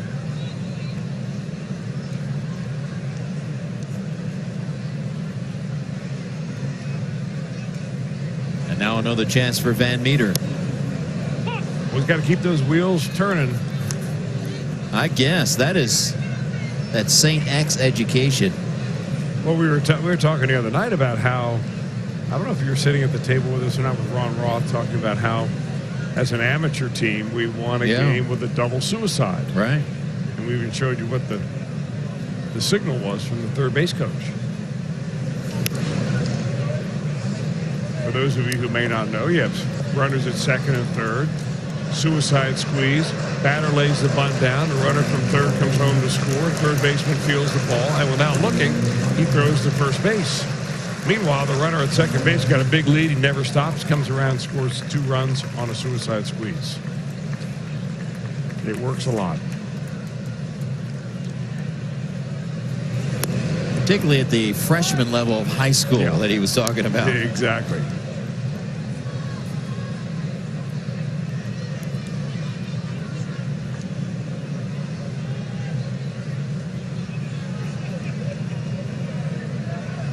Two and 1 the count on Josh Van Meter.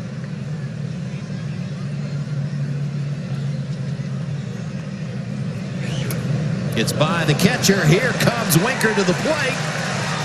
And the Reds add on 11-2.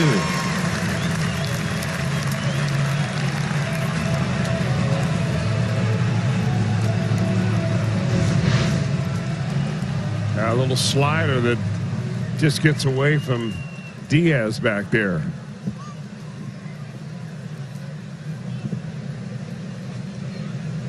Boy, sloppy game for the Pirates here. They've had a runner thrown out the plate, 9 runs down.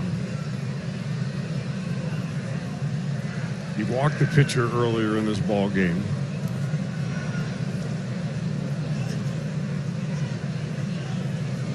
Van Meter, ground ball.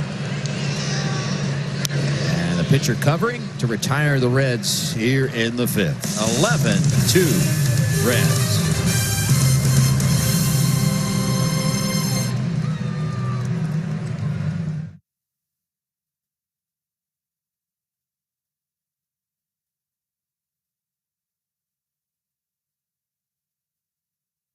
Tonight's Geico historical moment. 1975 NLCS. Reds and Pirates meet in the NLCS for the 3rd time in 6 seasons. The Reds won all 3, including a 3-0 sweep in 1975 on the way to their first of 2 World Series titles. Reds won the first 2 games at home by a combined score of 14-4 before winning Game 3 5-3 in 10 innings. Boy, it seemed like every year in the 70s it was the Reds and the Pirates and the Reds and the Dodgers. Sure was. How about Don Gollett going deep there? What an athlete he was. Donald. Peraza stays in the game. He's at third base. Came on to pinch run for Suarez and takes over for him. Reds giving the rest of the night off to Suarez with a 9-run lead. A little flare that falls off the bat of Kevin Newman.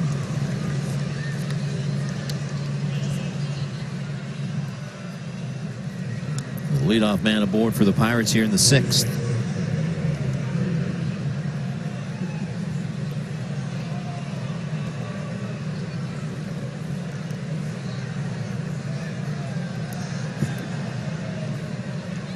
Ray only with 82 pitches. Reds do have Wandy Peralta throwing in the pen. And Meter has a beat on this one, 1 out.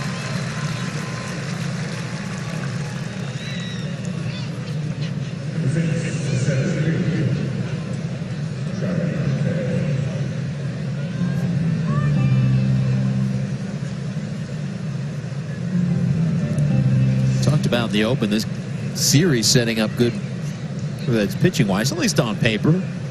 Roark going tomorrow night. Castillo looking for a rebound on Wednesday afternoon. Really, and this 3-man set, the way they lay out here against the Pirates, was made possible by Alex Wood coming back and being off the DL, because Sonny Gray was, I guess, originally scheduled, if you were going to get him on his 5-day rest or 4-day rest, pitch over the weekend. But with Alex Wood coming back off his rehab in time, pitched brilliantly during his outing out there yesterday.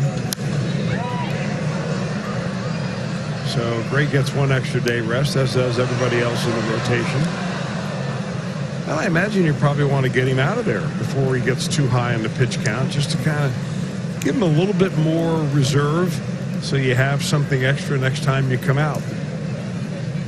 Next time he pitches, likely the Reds, let's see, the Reds will be down in Atlanta. Saturday he will be scheduled to make his next start.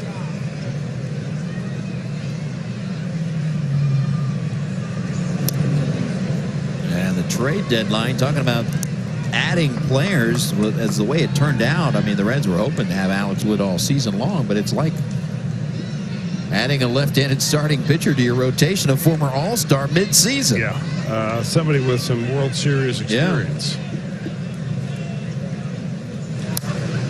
Not what they planned for, but as the way it turns out, it's, I mean, pitching has been one of their strengths, and then all of a sudden you add Wood to the mix.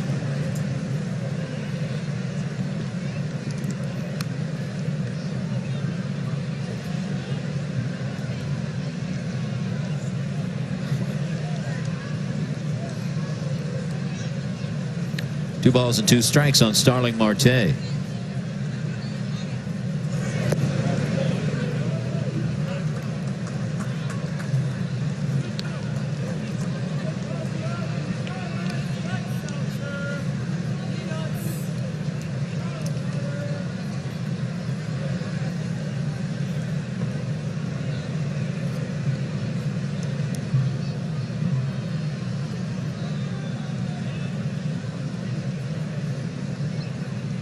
Payoff pitch.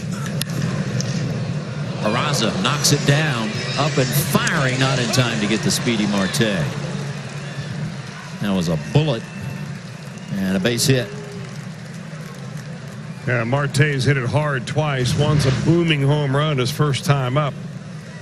And this shot down in the hot corner. That's a good recovery by Peraza. I really like that. I mean, the last thing you want to do is you see your infielder kind of hang his head because he didn't field the ball cleanly. When, you know, anybody who doesn't run as hard as or as fast as Marte, you've got a shot at him down there. And he has not played much third base to major league level, Peraza. Only his third major league appearance at third. David Bell is going to make a double switch. Yasiel Puig heading to the dugout. Wandy Peralta coming into the game.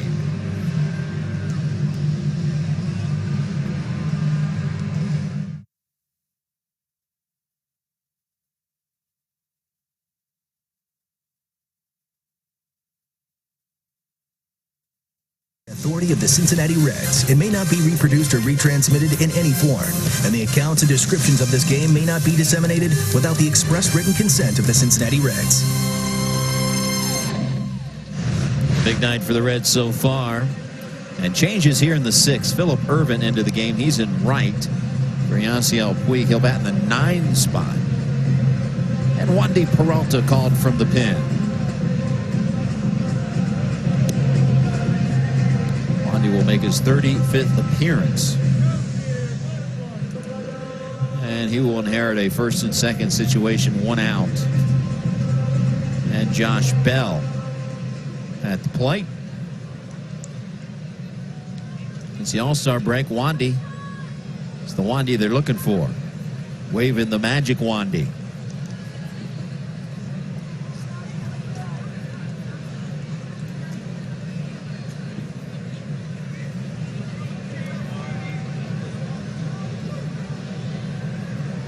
And the first pitch to Bell, batting from the right-hand side. You know, this time last year, the Pirates fans were wondering what the heck happened to Josh Bell the year before, 2017, 26 home runs, 90 runs batted in. Now, last year he traded less power, only had 12 home runs overall for a little better batting average, 5 or 6 points better, but they were wondering if he was ever going to hit for power again. Well, he's already got 27 home runs, closing in on 90 runs batted in. And we're not yet to the month of August. On base percentage is at a career high for him. Put together a really nice year, despite the fact that he struggled mightily in the last couple of weeks. And struggles here. 2 outs. This Wandy brought the changeup, and we don't really get to see him throw it all that much because he doesn't face that many right-handed hitters in the first batter that he faces. Normally when you bring Peralta in, it's in the face of lefty. But when he first came up, that fastball changeup combination was his number 1 and number 2. He's added the slider to kind of get the lefty. Get another switch hitter in Reynolds who will bat from the right-hand side, so maybe we'll see that changeup again.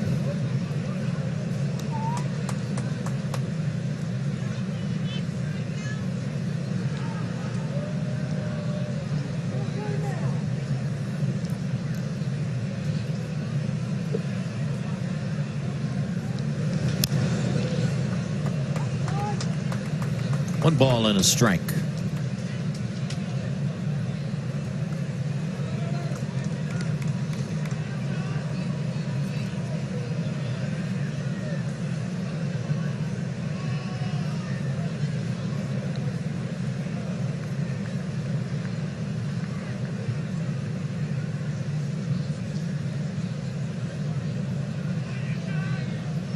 One pitch.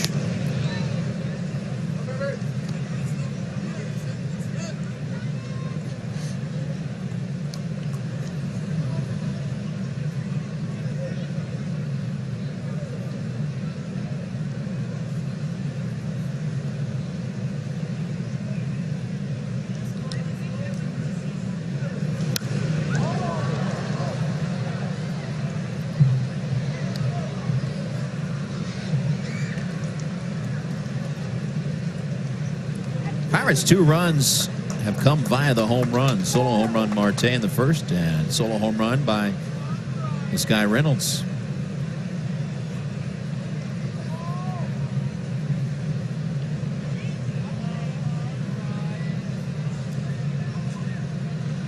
A 2-2 offering from Peralta. Full count.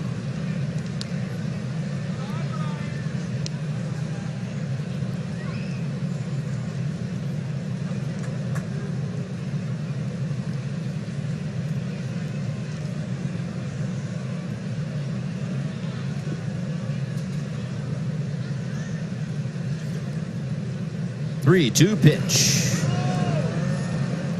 And he walked him. And that'll load the bases.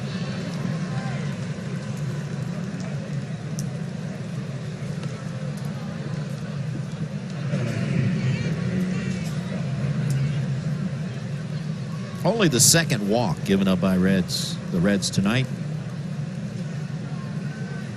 And that'll set up a lefty-lefty matchup.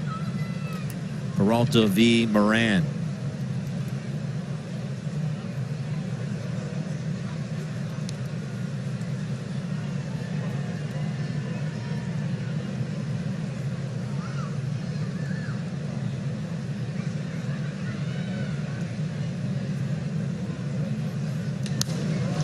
Look out.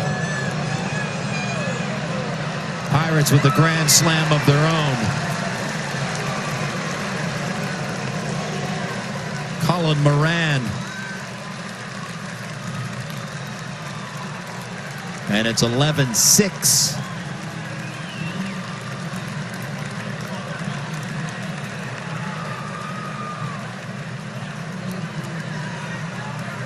Third career grand slam for Colin Moran. Well, and it's got to be extremely satisfying coming off a left-hander. First pitch he sees is a breaking pitch that Peralta just kind of hangs down and inside in that wheelhouse for Moran to charge it right out of here.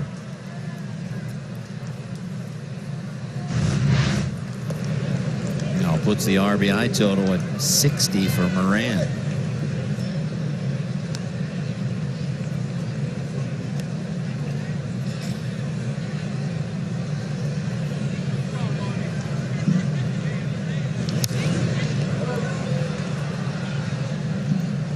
And still a long way to go in this one.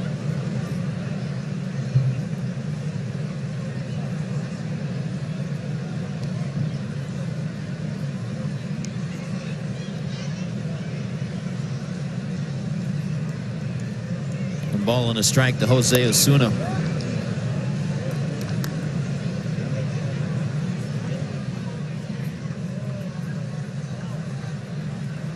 For 1 and a walk.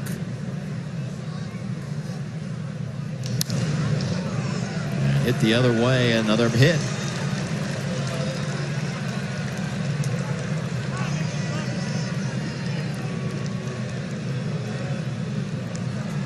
Fourth hit of the inning for the Pirates.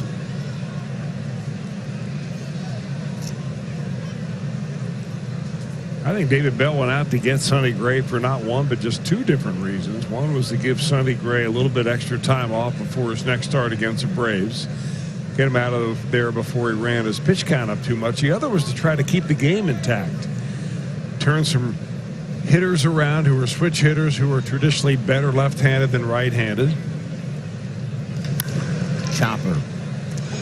Iglesias, nice job of getting the kinder hop by picking up. Damage done.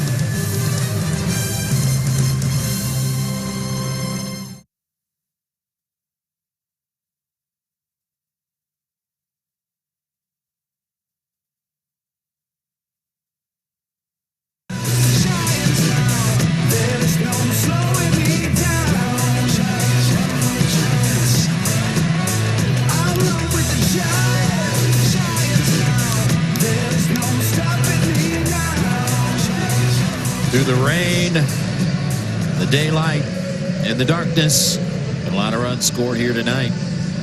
17 between the two teams. The Reds with that big inning back in the second. 10-run inning. as they'll go to work against Chris Stratton here in the 6th.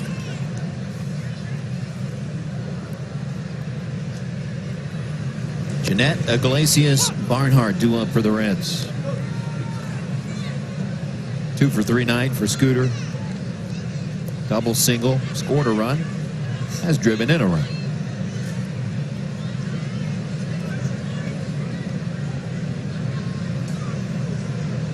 Oh, 1 pitch.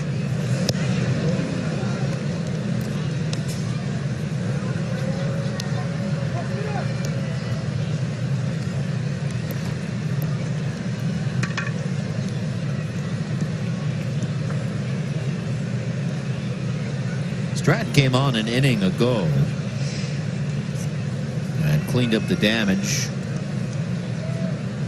Although he did deliver a wild pitch that scored a run. Inherited some base runners as Scooter chased one way out of the strike zone for round number 1. Well, Stratton has what we like to call prospect personality, I should say. Maybe former first-round pick. He was with the Giants. They got him in 2012. Also pitched for the Angels. Pirates picked him up earlier this spring. Easy play for Reynolds. 2 outs.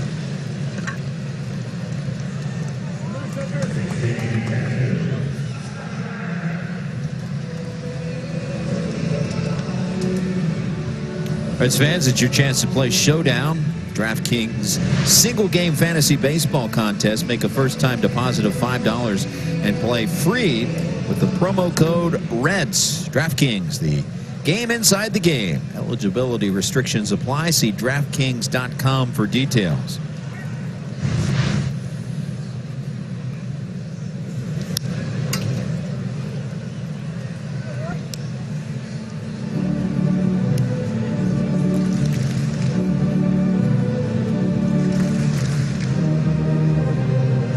And a strike on Tucker Barnhart.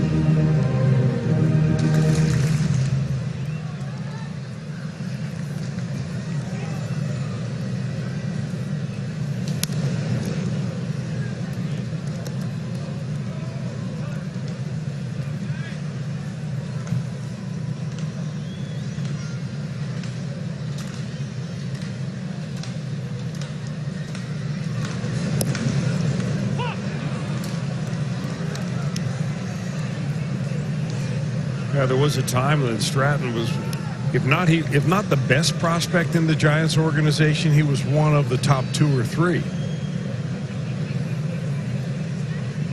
But after going up and down and kind of having some inconsistent seasons, he was traded over to the Angels. And then the Angels ended up designating him for assignment after he struggled earlier this year to an earned run average over 8, gave up a lot of home runs, walks. And the Pirates picked him up basically on the waiver wire, and they added him to his team. But he's been a very pleasant surprise for the Pirates.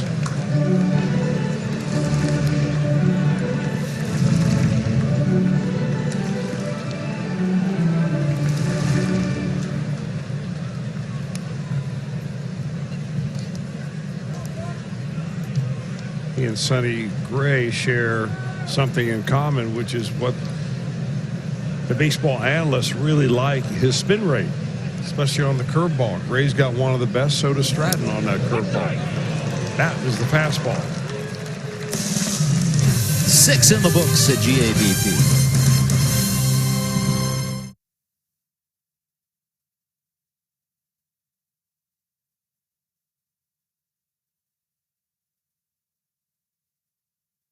This is this afternoon as he was starting to do some baseball drills again to get reacclimated to playing the position, just tossing. He was able to get into a flex position and some one-knee receiving drills as well.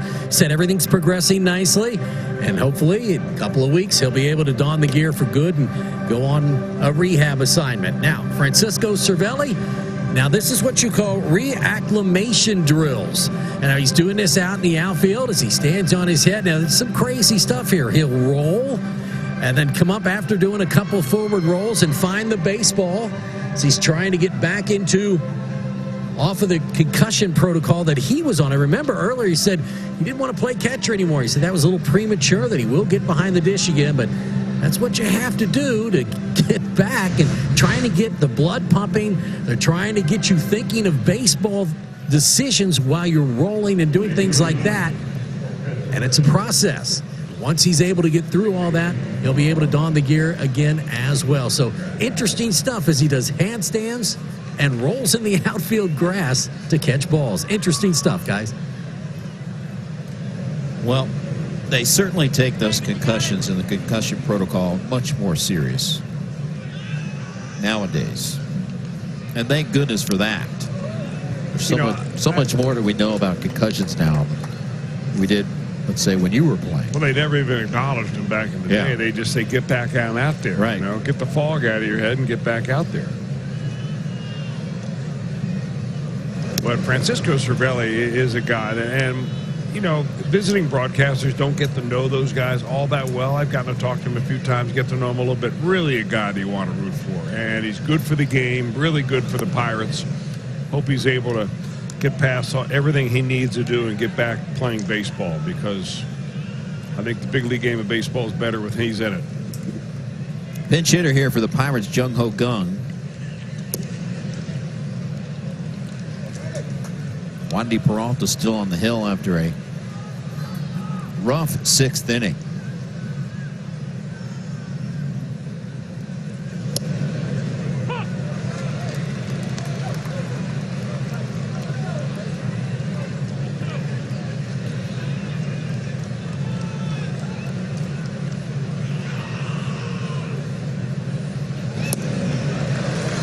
Kang now hitless in his last 14 at-bats.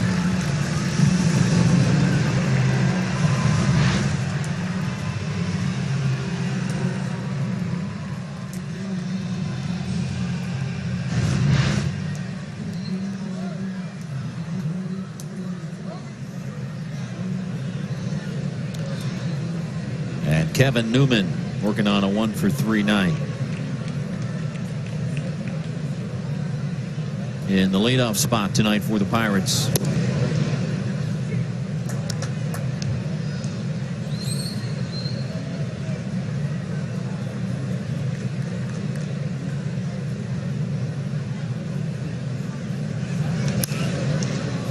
Shallow center field. 2 outs.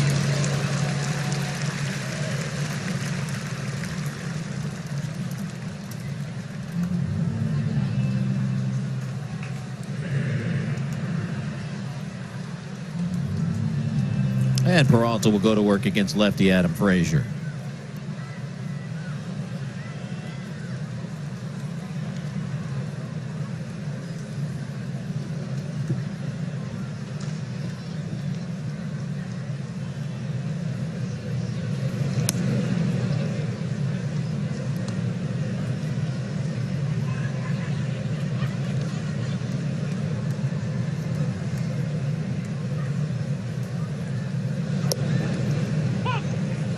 One ball and a strike.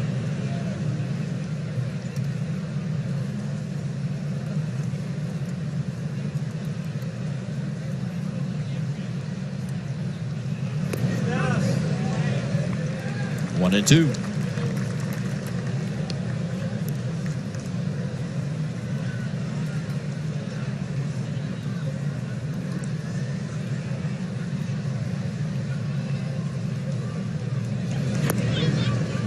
Fastball under the knees. 2 balls and 2 strikes.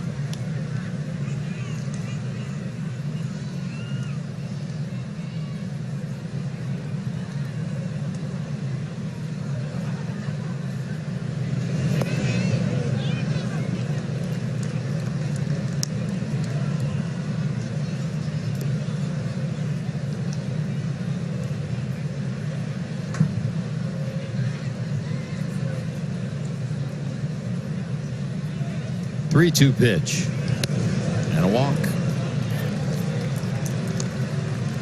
Second walk that Peralta has given up.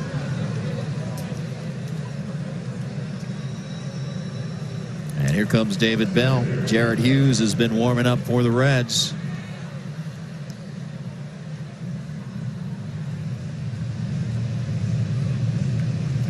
And here he comes. Dun, dun, dun, dun, dun, dun, dun, dun, dun, dun, dun, dun, dun.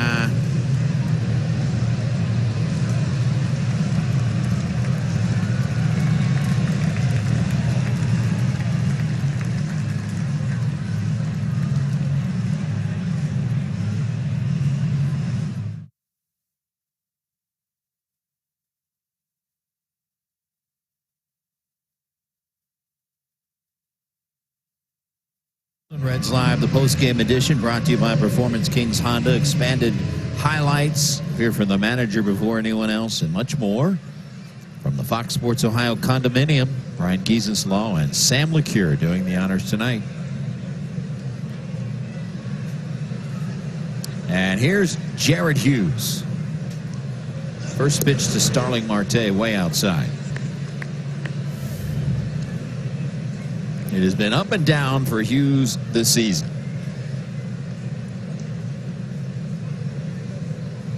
And has certainly been used in different situations than we saw a season ago. And it played perfectly. That's those defensive metrics.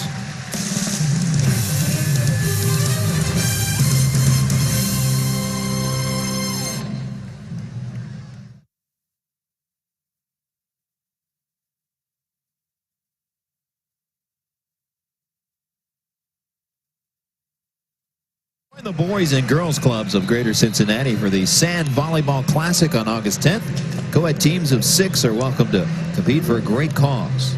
You can register today at bgcgc.com/events. New pitcher for the Pirates, righty Michael Feliz. Will make appearance number 33, that is.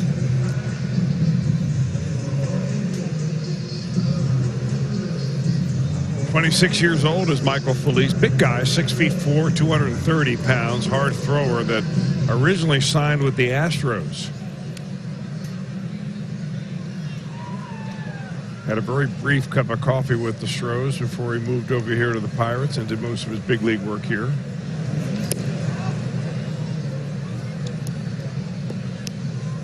First at-bat of the game for Phillip Ervin. Came into the game defensively in the 6th.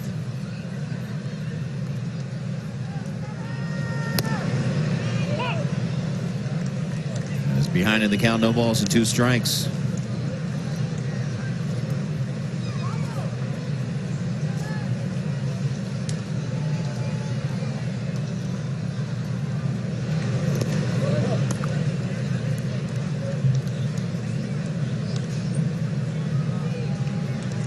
Ervin entered the game yesterday after Nick Senzel was ejected and went 0 for 1. It snapped his 6-game hitting streak.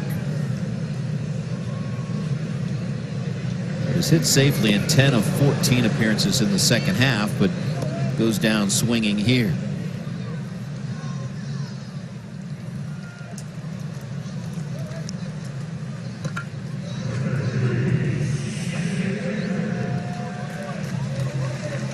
And now the top of the order, and Jesse Winker.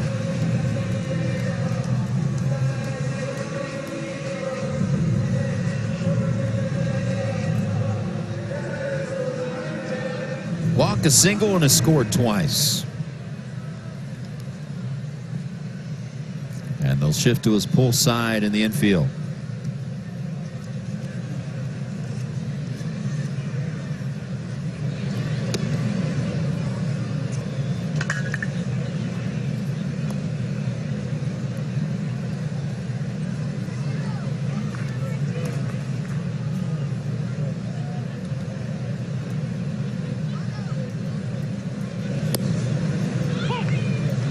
Ball and a strike.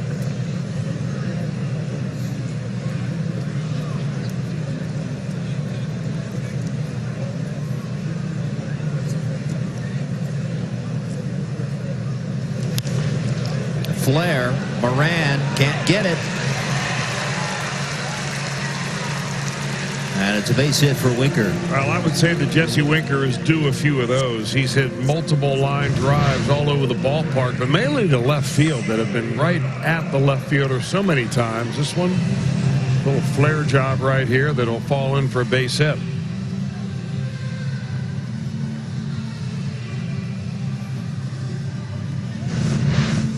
He'll tell you, though, I'm still not even. No way, I'm not even yet. No. I need some more of those. You can book that. Here's Votto, has reached all 4 times up tonight, including 3 singles.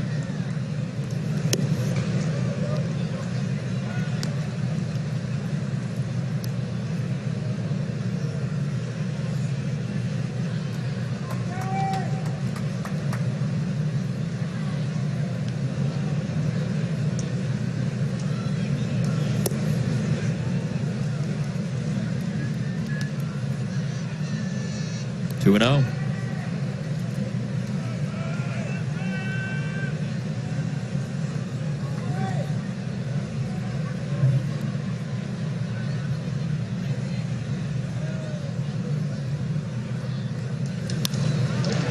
Left field towards the line, and making the catch is Osuna with the second out.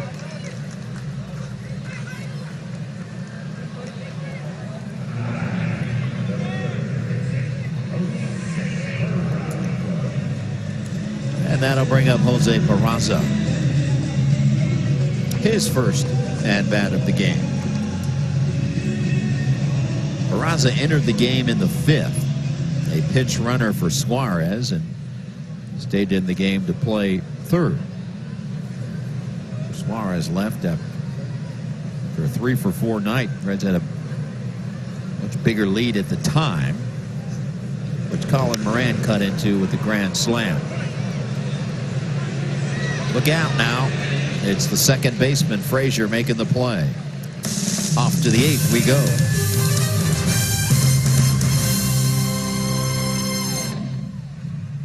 The story tonight, second inning for the Reds. All kinds of offense. Van Meter with a double. Jeanette, RBI double. Barnhart, RBI single. Votto plated 2, and then a grand slam off the bat of Jose Iglesias.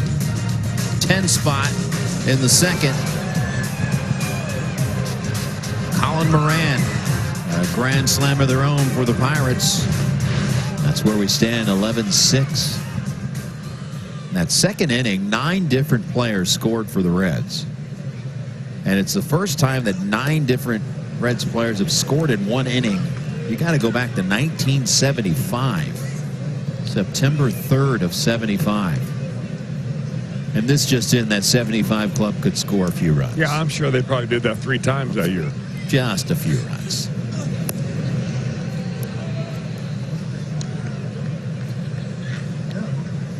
Jared Hughes still on the hill. Bell, Reynolds, Moran due up.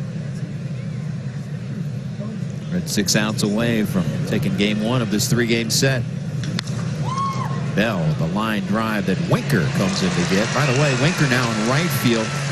When Hughes came into the game an inning ago, Winker and Irvin flip-flop spots. So Irvin's now in center. And as you saw, Winker in the right. That's an interesting adjustment, really, because most every time we have seen both Winker and Phillip Ervin in the ballgame together, starters, for instance, Ervin is in left field and Winker is in center field. So I'm wondering now if this is just a little experiment maybe that David Bell's doing to see what Ervin looks like in center field.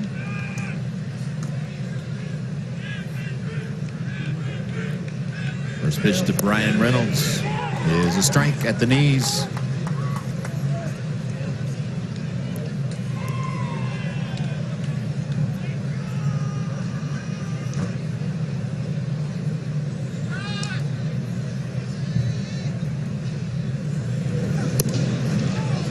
You know, Jared Hughes' fastball sinks so much. I think it sinks more than any other major leaguer out there.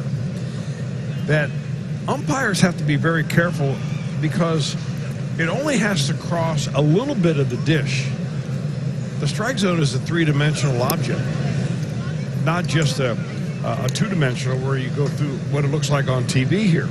So it could be a strike at the very front of the plate. By the time it gets to the back of the plate, it could be down and out of the strike zone. I think he gets kind of the short end quite a bit on pitches that are right there but don't get called. That's too low. But I think you know what I'm getting at. Yeah. Now, where do you think umpires are instructed to? Well, if it crosses the plate within the parameters of the zone, it's a strike. Well, I mean the front of the plate or the back of the plate. And the only other pitches that have that problem are pitchers with big curveballs. Yeah.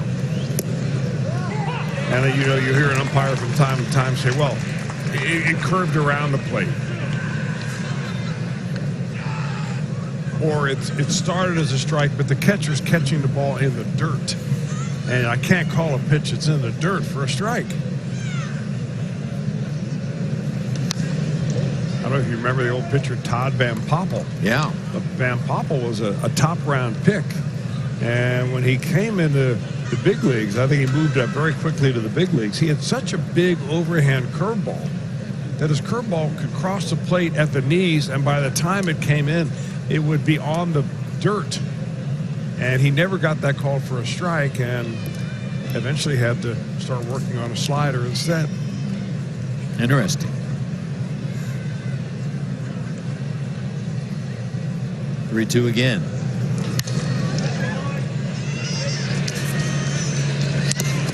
2 outs. Tell you what, don't go to sleep with Brian Reynolds running down the line there. He has not given up one thing. He made a routine ground ball to second base, bang, bang at first. He also did it his first time up. Remember, Votto barely got him by half a step, taking the play himself. I mean, why not? Doesn't cost anything to hustle, does it? It's the one of the few things you can control in the game of baseball is your effort. And it's only 90 feet, which is actually a long way for me at this point in life. I don't know, that little clip that we had of you running up the hill with Joe Votto on Jim Day with Jim Day. Don't go there. Looked like a long 90 feet to me, Jimmy.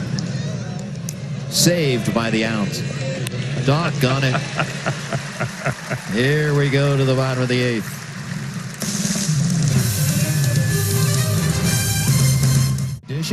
First look at the lineups, interviews, features, the amazing Tech Talk, Tom's Tidbits, and more. Brought to you by Ray St. Clair Roofing. 6:30 for Reds Live tomorrow. Joe Musgrove goes for the Pirates. Tanner Roark for the Reds. And game 2 of this 3-game set. And the Reds are hoping that tomorrow night they'll be going for a series victory, which would be their 3rd straight series win. Should that happen? New pitcher for the Pirates. It is Richard Rodriguez, and the 5th pitcher of the night for Pittsburgh. 29-year-old right-hander. He pitched a little bit in Baltimore before the Pirates picked him up last year. 63 games last year. He was a real workhorse. Struck out 88 in 69 innings, and he's striking him out again, almost a batter an inning this year. A foul straight back by Derek Dietrich. So Dietrich facing the Pirates again, albeit in a pinch hitting role here. There's been just a few theatrics this season. Dietrich v. Pittsburgh. Had that 3-home run game versus the Pirates. And has cooled off extensively in the last 42 appearances. Batting just 162 and 2 home runs. But against the Pirates this season in 9 games, 7 home runs.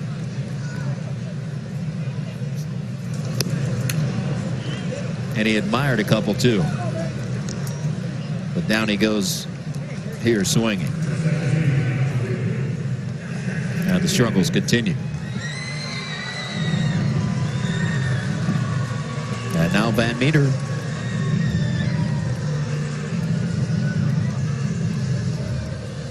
Van Meter scored twice here tonight. kick-started that second inning with a leadoff double.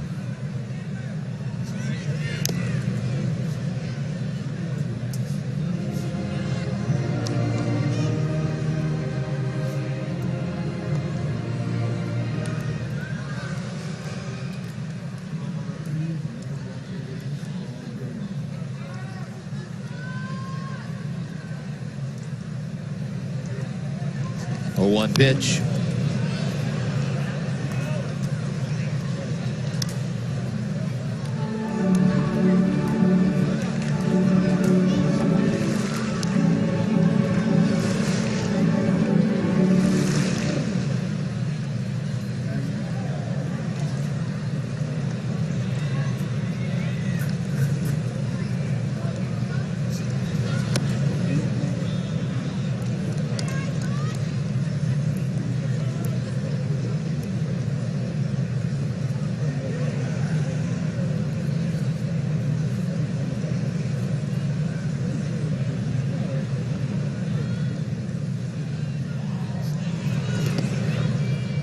Camoa 2-2. You know, if not everybody is on board yet with Josh Van Meter and his power, you know, it's understandable. This is really his first year in the major leagues. It took him a long time to get here, although he signed when he was 18, right out of high school. Padres got him in the 5th round. He never really had any big home run years. He did hit 14 one year when he was in A-ball and AA. But until this year, when he got to Louisville, he really went off. He was batting around 350, 14 home runs, although career numbers for Van Meter in the minor leagues are right at 266. So that's why the Padres let him go, and the Reds liked what they saw, and they really like what they're seeing now.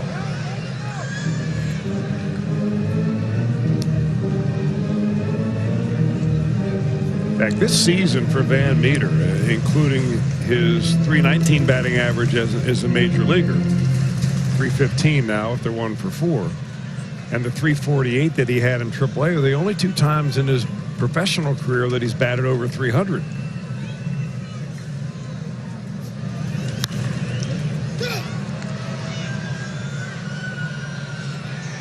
Moran out, and it's the third baseman making the play for the Pirates. 2 outs. Tonight's key performer brought to you by your Tri-State Buick GMC dealers. A multi-hit night for Scooter Gennett. First time this season with back-to-back multi-hit games. So number 3, getting that timing down. Yeah, he did it early in the count of both at bats. An 0-1 pitch his first time up, and the first pitch he saw the second time up.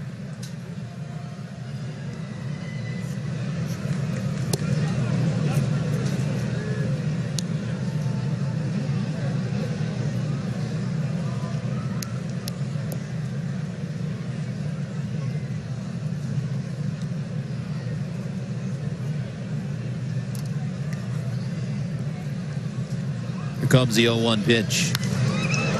High fly ball. Right center field. Marte with room. Off to the 9th we go.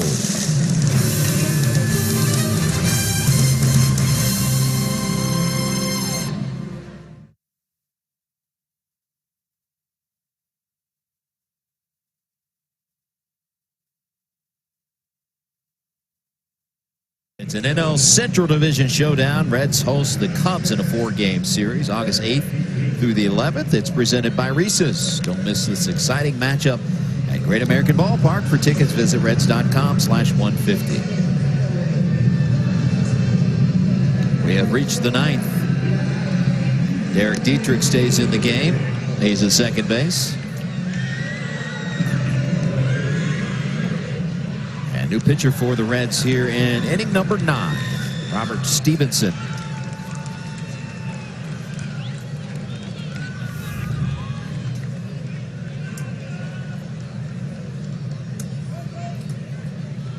Reds up by 5. And it's the latter third of the order for the Pirates here in the 9th.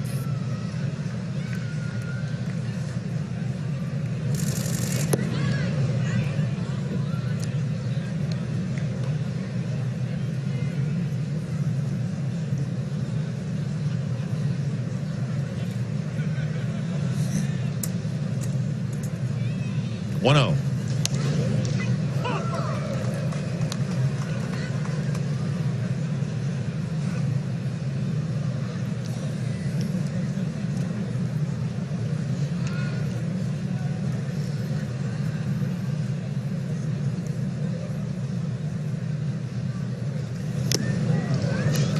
Foul tip into the mid of Barnhart. 1 ball and 2 strikes.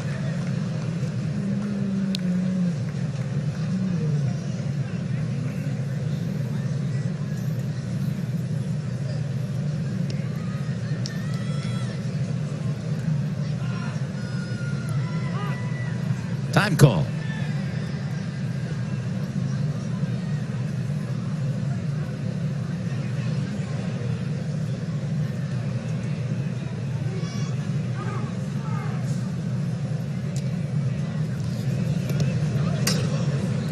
Goes back to the screen, and the count is 2 balls and 2 strikes to Osuna.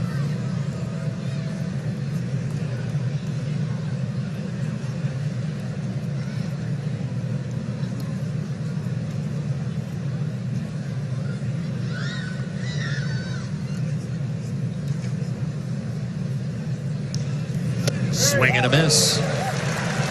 Down goes Osuna. Out number 1. You know, it's good to see Robert Stevenson use his fastball a little bit more. His slider is so good and so tempting to just throw that pitch, 8 out of 10 times up there. But here's a guy with a fastball that, is 94 to 96 miles an hour. And the only way you're going to learn how to command it is you throw a little bit.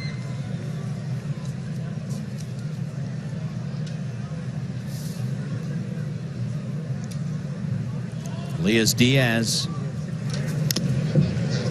And that caught Eric Cooper.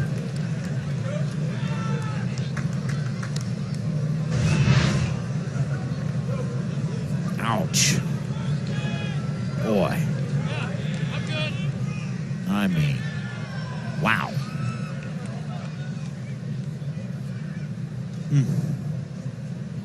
Well, Barnhart turns and knows immediately. He knows from the sound. Now, that ball was a direct hit off the umpire right behind him.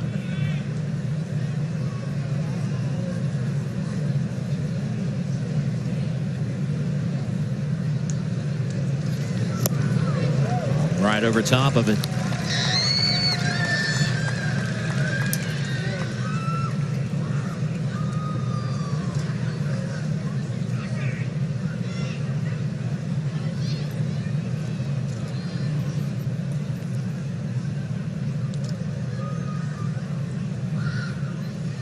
Oh, 2 pitch.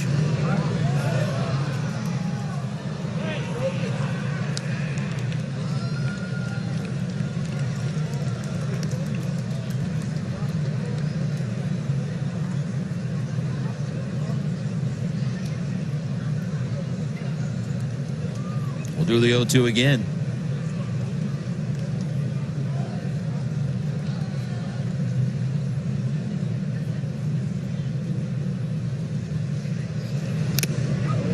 This one off the mask of Barnhart. It's really amazing. You go back to that game in Chicago where Kyle Farmer got not 1 but 2 right off his mask, and the wire on the mask was actually bent. Right. When he looked at it later on, it was just incredible, the force. And that was actually the first one that he took. The second one, they think, did the concussion damage. The first one bent his mask. Swing and a miss, and down goes Diaz. Tell you what, 97 for Stevenson.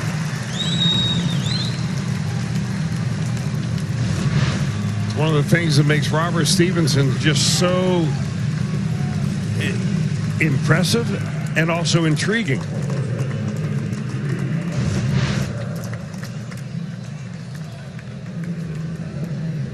And the pinch hitter will be Melky Cabrera. It's an out away.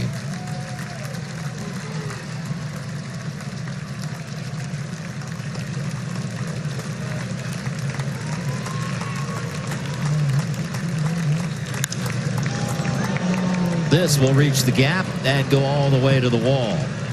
Cabrera on his way to second base. The 2-out double. Boy, looking fastball, getting fastball. Cabrera, he's always been a good hitter. And he goes right down to get that fastball. Ball was stung.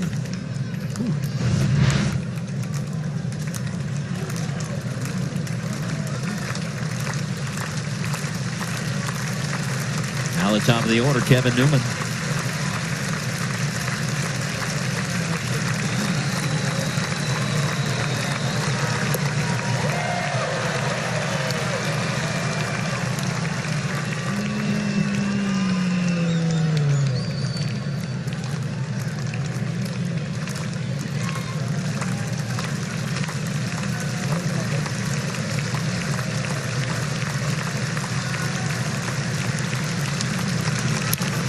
Ground ball, Iglesias. And that's the ball game. Reds all over the Pirates tonight, 11-6. After losing 8 of 10 for the victory tonight, the Reds have now won 6 of their last 9. And will go after their 3rd straight series victory tomorrow night here on Fox Sports Ohio. A big 10-run second inning propels them to a 5-run victory. We'll be back with more here in a moment.